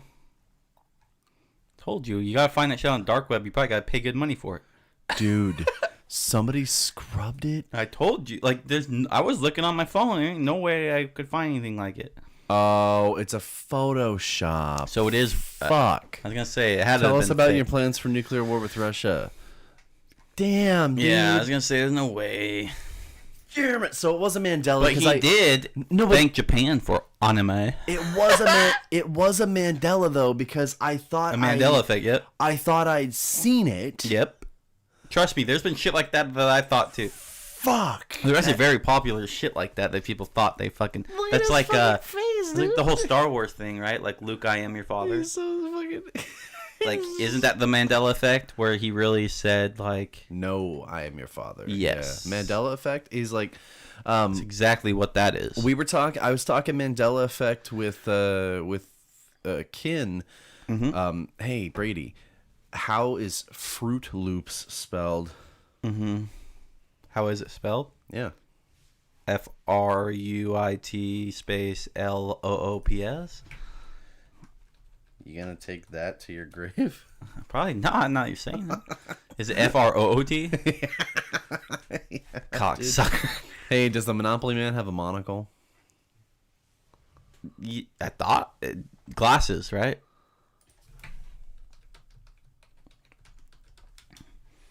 Probably none of it. Monopoly Man. Well, no. What the fuck? The cosplay. I mean, he looks like he should be wearing one. Okay. Yeah, the Mandela effect, right? And hey, is it Berenstein or Berenstain Bears? I always called them the Berenstein Bears. STEEN. Wow. Or is it STEIN? It's the Berenstain Bears, right? Wait, STAIN? Yeah. Yeah, that one got me. That's like the Mandela effect in a nutshell. That's crazy, dude. Yeah. The Obama thing, I almost believe the Obama thing because I fucking swore I've been here before in this conversation with somebody. Let me see here. Mandela effect. You like how... What's the Mandela effect? Like, what is the actual definition? It's an unusual phenomenon where a large group of people remember something differently than how it occurred. Conspiracy theorists believe it is proof of an alternate universe, while many doctors use it as an illustration of how imperfect memory can be sometimes. Well, I could see both sides. The alternate universe sounds really... Here's some Mandela effect examples. A lot cooler, but... Curious George doesn't have a tail. What's wrong with him? Does that blow your mind? My question is, what's wrong with him? Is he supposed to be a monkey? So it's derived from people thinking Nelson Mandela. Mandela. People thought he died in prison. In the Is that 80s. why they call it the Mandela effect? Yeah, because he was in prison for a long time, and people thought that he died in prison in the 80s, but he actually died in 2013. I remember when he died. It's Jiff, not Jiffy. Whoa, that's a boomer thing then, because I totally remember when he died. He wasn't in prison. He wasn't in prison. Like, he was released from prison. Because we graduated the year he died. I remember it was all over. When was Mandela released from prison? Because I graduated 2013 from high school. And I do remember that being a big deal. 27 years. He got released before we were born. Mm-hmm. That's why that's not a bit. It's not really Mandela for us, but no, that's what I'm saying. It's like a boomer thing, right? Yeah. So like this one never got me. It's Jiff, not Jiffy. No, that never. Jiffy Lube. Okay, this one gets people. Looney Tunes never got me. It's spelled like tunes, like tune your guitar. I still remember that. But that I see. They thought, oh wait. That actually, if I had to really think about it, that got Kin, but it didn't get me because Space Jam tunes. Same. That yeah, we talked. Wait, go back. Oh, right is. See, that's the correct one. Okay, I got you. Yeah. Curious George doesn't have a that tail. That would have got me. Sex. I never and watched the that. City. Yeah, I didn't watch it either. I already knew it was Sex and the City, but yeah. Febreze. FEBREZE. Not with easy. Not with two e's. No, yeah. I knew that. That actually gets me. Yeah. See, I knew that. Oscar Mayer with an A. I knew that. Yep, me too. Skechers with the CH. I knew that as well. Yeah. That got me. King Henry VIII. What is this? Apparently he carries a turkey leg, but it's actually a croissant. A croissant. Monopoly Man without monocle. Yeah, that one's kind of weird. Pikachu's tail. Kin insists he had black on the end of his tail, and I said, sorry, I grew up watching Pokemon. I knew this shit. I said, yeah, brown at the people the did root. try to add that shit like in fan art and stuff though, but yeah, no, brown at the root, but nothing else. She goes, well, I watched it when I was a kid. I was like, yeah, me too, motherfucker. Yeah, you should stand up on the table and sing the song. Kit Kat, no hyphen, dude. No hyphen in Kit Kat. No, never. Does that blow your mind? Nope. Okay, good. Fruit of the Loom does not have a cornucopia. That doesn't bother me either. No. Cheez-It with it's not Cheez-Its. Yeah, who fucking says that? Actually, with a Z? I used to say it. Okay, wow. Cheez-Its. Double stuff. I always said Cheez-Its. No, I always knew double stuff had one F. That doesn't bother me. What? Oh, did that fuck you up a little bit? Fucked me up. I did not know that. Mona Lisa. She had bigger tits than the second one? It's not an obvious smile. It never was. I thought she was just not even really smiling. Now here's the thing: C-3PO has a silver leg. I knew this because I had. See, I did not know that. I had a couple C-3PO toys. I'm sure my brother knows that, but I was never. He was the Star Wars nerd. I wasn't. Yeah, I only knew because I had his figure. I like Star Wars. I just never was. But there's a lot of art that doesn't get this right either.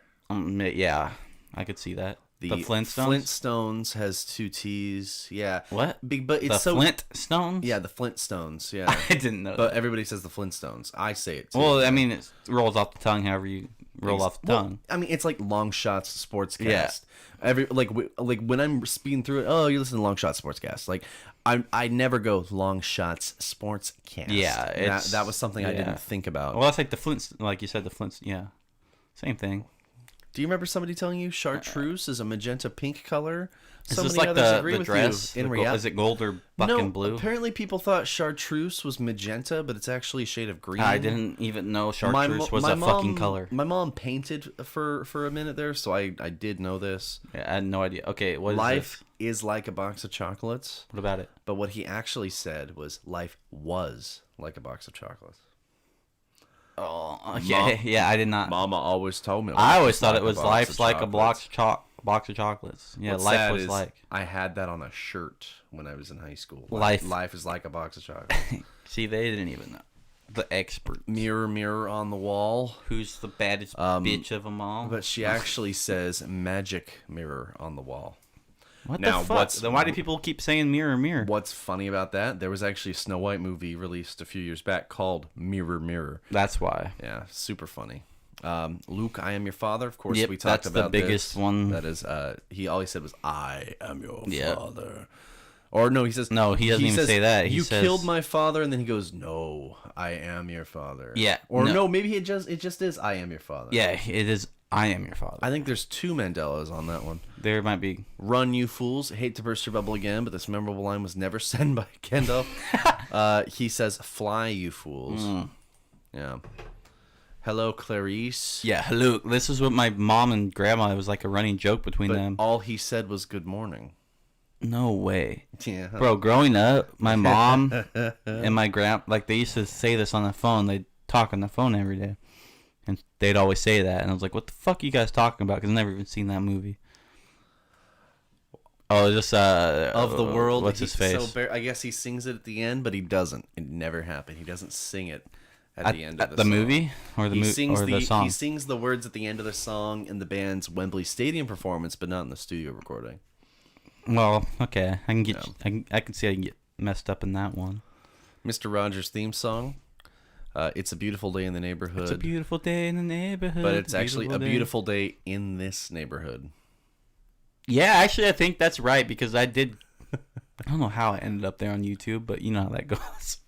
Number of U.S. states. Okay, what artard didn't know that was 50? Moving on. Wait, it's 51, dude. Okay, this one got one of my coworkers. Sinbad never played a genie. Perhaps this is the most bizarre of all. Several people can attest they distinctly remember seeing the comedian in a movie called Shazam. Many argue they're confusing this memory with the movie Kazam, starring Shaq as a genie. We've never seen it, Brady, because it didn't exist. Well, that's fucking weird, though. Only you can prevent forest fires. Smokey Bear, yep, that's his name. Contrary to popular belief, his name isn't Smokey the Bear. It's Smokey Bear. Damn, see, I always thought it was Smokey the Bear. Yeah, I think that's something your parents told you. Look, that's Smokey the Bear. Like, that's all I can think of is why I would think it was called Tank Man. Obviously, and perhaps that's not his name. His the name's most Smokey. Memorable moment during the 1989 Tiananmen Square projects. Recollections of this event vary. Some say the unidentified man known as Tank Man was run over and killed, but other videos show him moving away from the scene. That's the guy that was, like that. They've scrubbed this in China. You can't even Google Tank Man or read about him. Because because of wrongthink. Yeah. Neil Armstrong's death. They had no recollection of his death. Many fans apparently forgot or didn't notice the news of his passing in August 2012. I remember when he died. Yeah, he was in a fucking wheelchair. Yeah. Billy Graham. I don't even know who that is. Moving on. Mother Teresa canonization. They remember her entering sainthood in the 1990s. It, in fact, didn't happen until 2016. Boring. Space Shuttle Challenger explosion. Though the tragic accident took place on January 28, 1986, remember hearing about this. There are a number of people who thought it happened in 84 or 85. Okay. The Lindbergh baby. When aviator Charles Lindbergh's infant son was kidnapped, the entire world focused attention on the story. Many remember the case going cold, but sadly they found the baby and sentenced the killer to death for the heinous crime. Yikes. That's kind of fucked. Morbid in the morning. Patrick Swayze. Patrick Swayze's death, though the actor sadly died after being diagnosed with pancreatic cancer. Many people said they remember him recovering. Weird.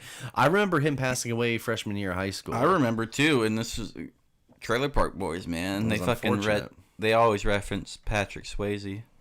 Leonardo DiCaprio's first Oscar, though Leo took home his first Oscar for Best Actor in 2016. Countless people argue. No. Here's the thing, dude. No, I don't even remember my favorite actor's first Oscar. I know that he didn't win one till then because everybody... No, yeah, he was getting snubbed. Remember that? Everybody made a huge deal that he should have got it for Wolf of Wall Street. Yep. And then they said, dude, this guy slept inside a bear's guts. Yes, for the... What was that movie called? The Revenant? Yeah. Fucking awesome movie. No, I remember this. And then the location of the Disney World Castle. Never been there. Have you ever been to Magic Kingdom? Never been to Disneyland. Never been to Disney World.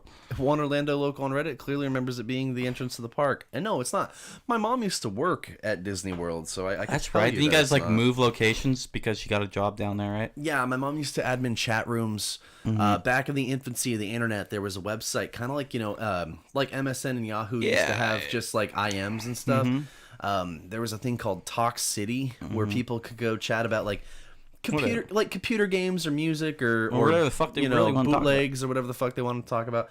And she got a job adminning keeping creeps out of kids' chat rooms. Yeah, just the pedos and shit. Somewhere she has a Talk City shirt, and I want it because it's like a relic retro of old internet. Yeah, and she was chatting with a dude named Tom who lived in Florida, and got a job at Disney World, and then we moved and lived in a suburb outside of Orlando called Davenport for about 6 months. I've never, still to this day, never been to one of these resorts, but Talk City still exists. No shit. Wait, hold on. Let me see. Yeah, that was the old logo. I'm pretty sure it's changed now, but the one right there, yeah. This one here, that looks like some like tribal stuff, right? My mom had it on a black shirt. That would even look cooler. And she's got it somewhere, and it's beat to hell because time. Dude, if she ever finds that thing, I want that shirt because it's such a relic of like, old internet, Yeah. TalkCity.com. Interwebs. Talk City exists. Or Talk City. Can we make an account or something? Please visit Talk Sally on the. Who's on Talk City here? Oh, it's on the Delphi forums now, so it's still around, but it's like not. Who what are people talking about on Talk City though? Well, no? Is it like is it a blog? Plus the best chatters around? Is it just like it's just like a chat room? The other chat, these are just chat. That's essentially what it was. Yeah. 40 plus friends. These are all probably people that were on Talk City. I remember 20 when I was years a ago. kid, man. I used to look at chat rooms and go on to just weird chat rooms and. Damn, people still use Talk City. But it's like there's like Facebook now.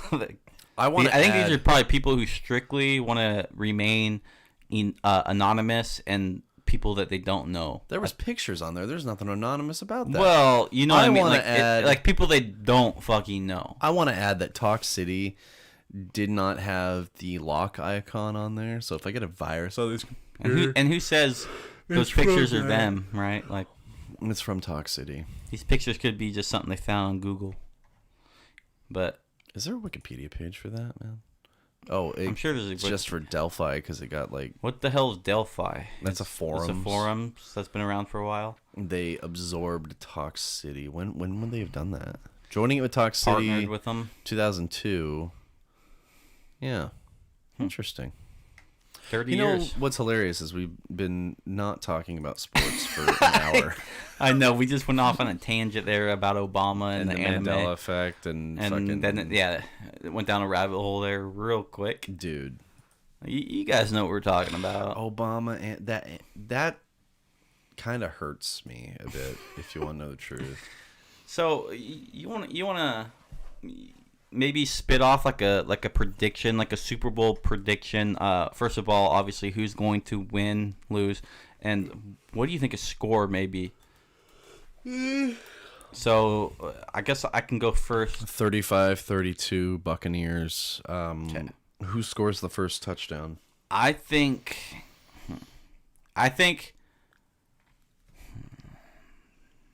definitely think the Chiefs score the first touchdown. Okay. But I think the score will be... It's going to be high score, in my opinion. I think it's going to be... I'll say 31-27 Bucks. I think the first touchdown is going to be a guy that nobody is expecting. It's going to be the most boring guy possible. No. It's going to be Cameron Brate. Oh, for the Bucks? Yeah. Okay. I think the Bucks will score first, and Cameron Brate's going to be the one who scores. No, what I think is going to be... It's going to be Kelsey. He's going to score first. But I think the next touchdown is going to come from Fournette. But I think it'll be a close game, a high scoring game. Bucks ultimately. Here's every fumble from the last 10 Super Bowls set to yakety sax. Oh fuck! I love it.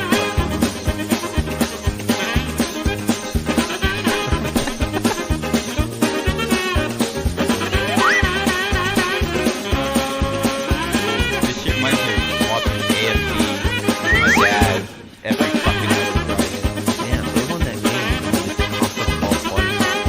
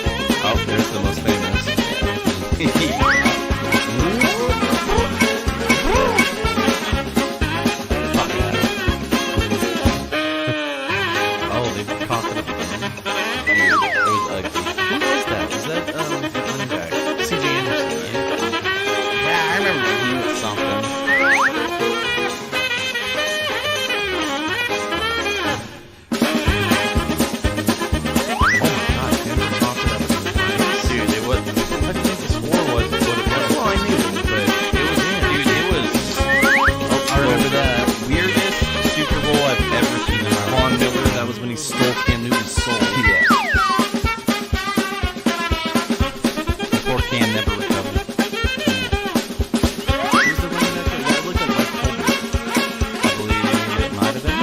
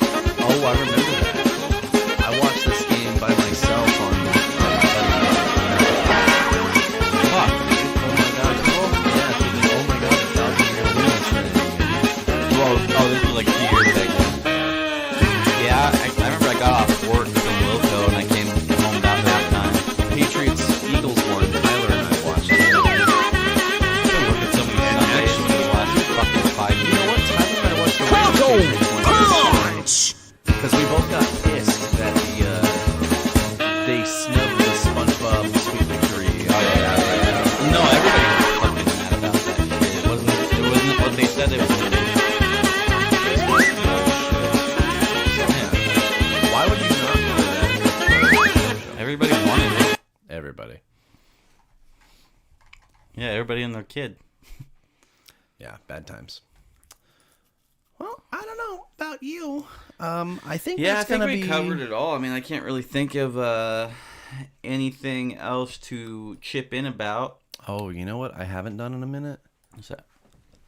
To close the show, I haven't played my favorite sound.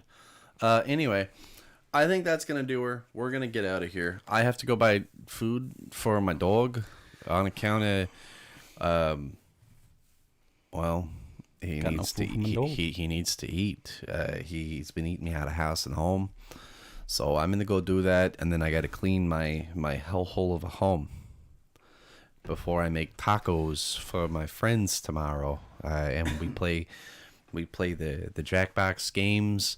And it'll be just like the old days when we used to run around and we'd go outside and we'd take our shoes off and we'd just go run down by the old river hole all day long. And then we'd take a break around 2 o'clock lunchtime and we'd go to the corner store and we'd buy Baby Ruth candy bars for a nickel a piece and a Nesbitt's orange for a dime. And every once in a while, Jimmy across the street would bring a bag of peanuts with him. And I used to shell some of the peanuts and put them in the Nesbitt's orange because it added kind of a salty, distinctive flavor that I liked that went along with the soda. And then I'd finish the soda and then I'd eat the peanuts out of the glass bottle. It was good. Times were different and carefree back then. I wish we could go back. But we can't go back. But on the bright side. Hey, everybody, we're all going to get laid. Hell yeah, bro. Have a good one.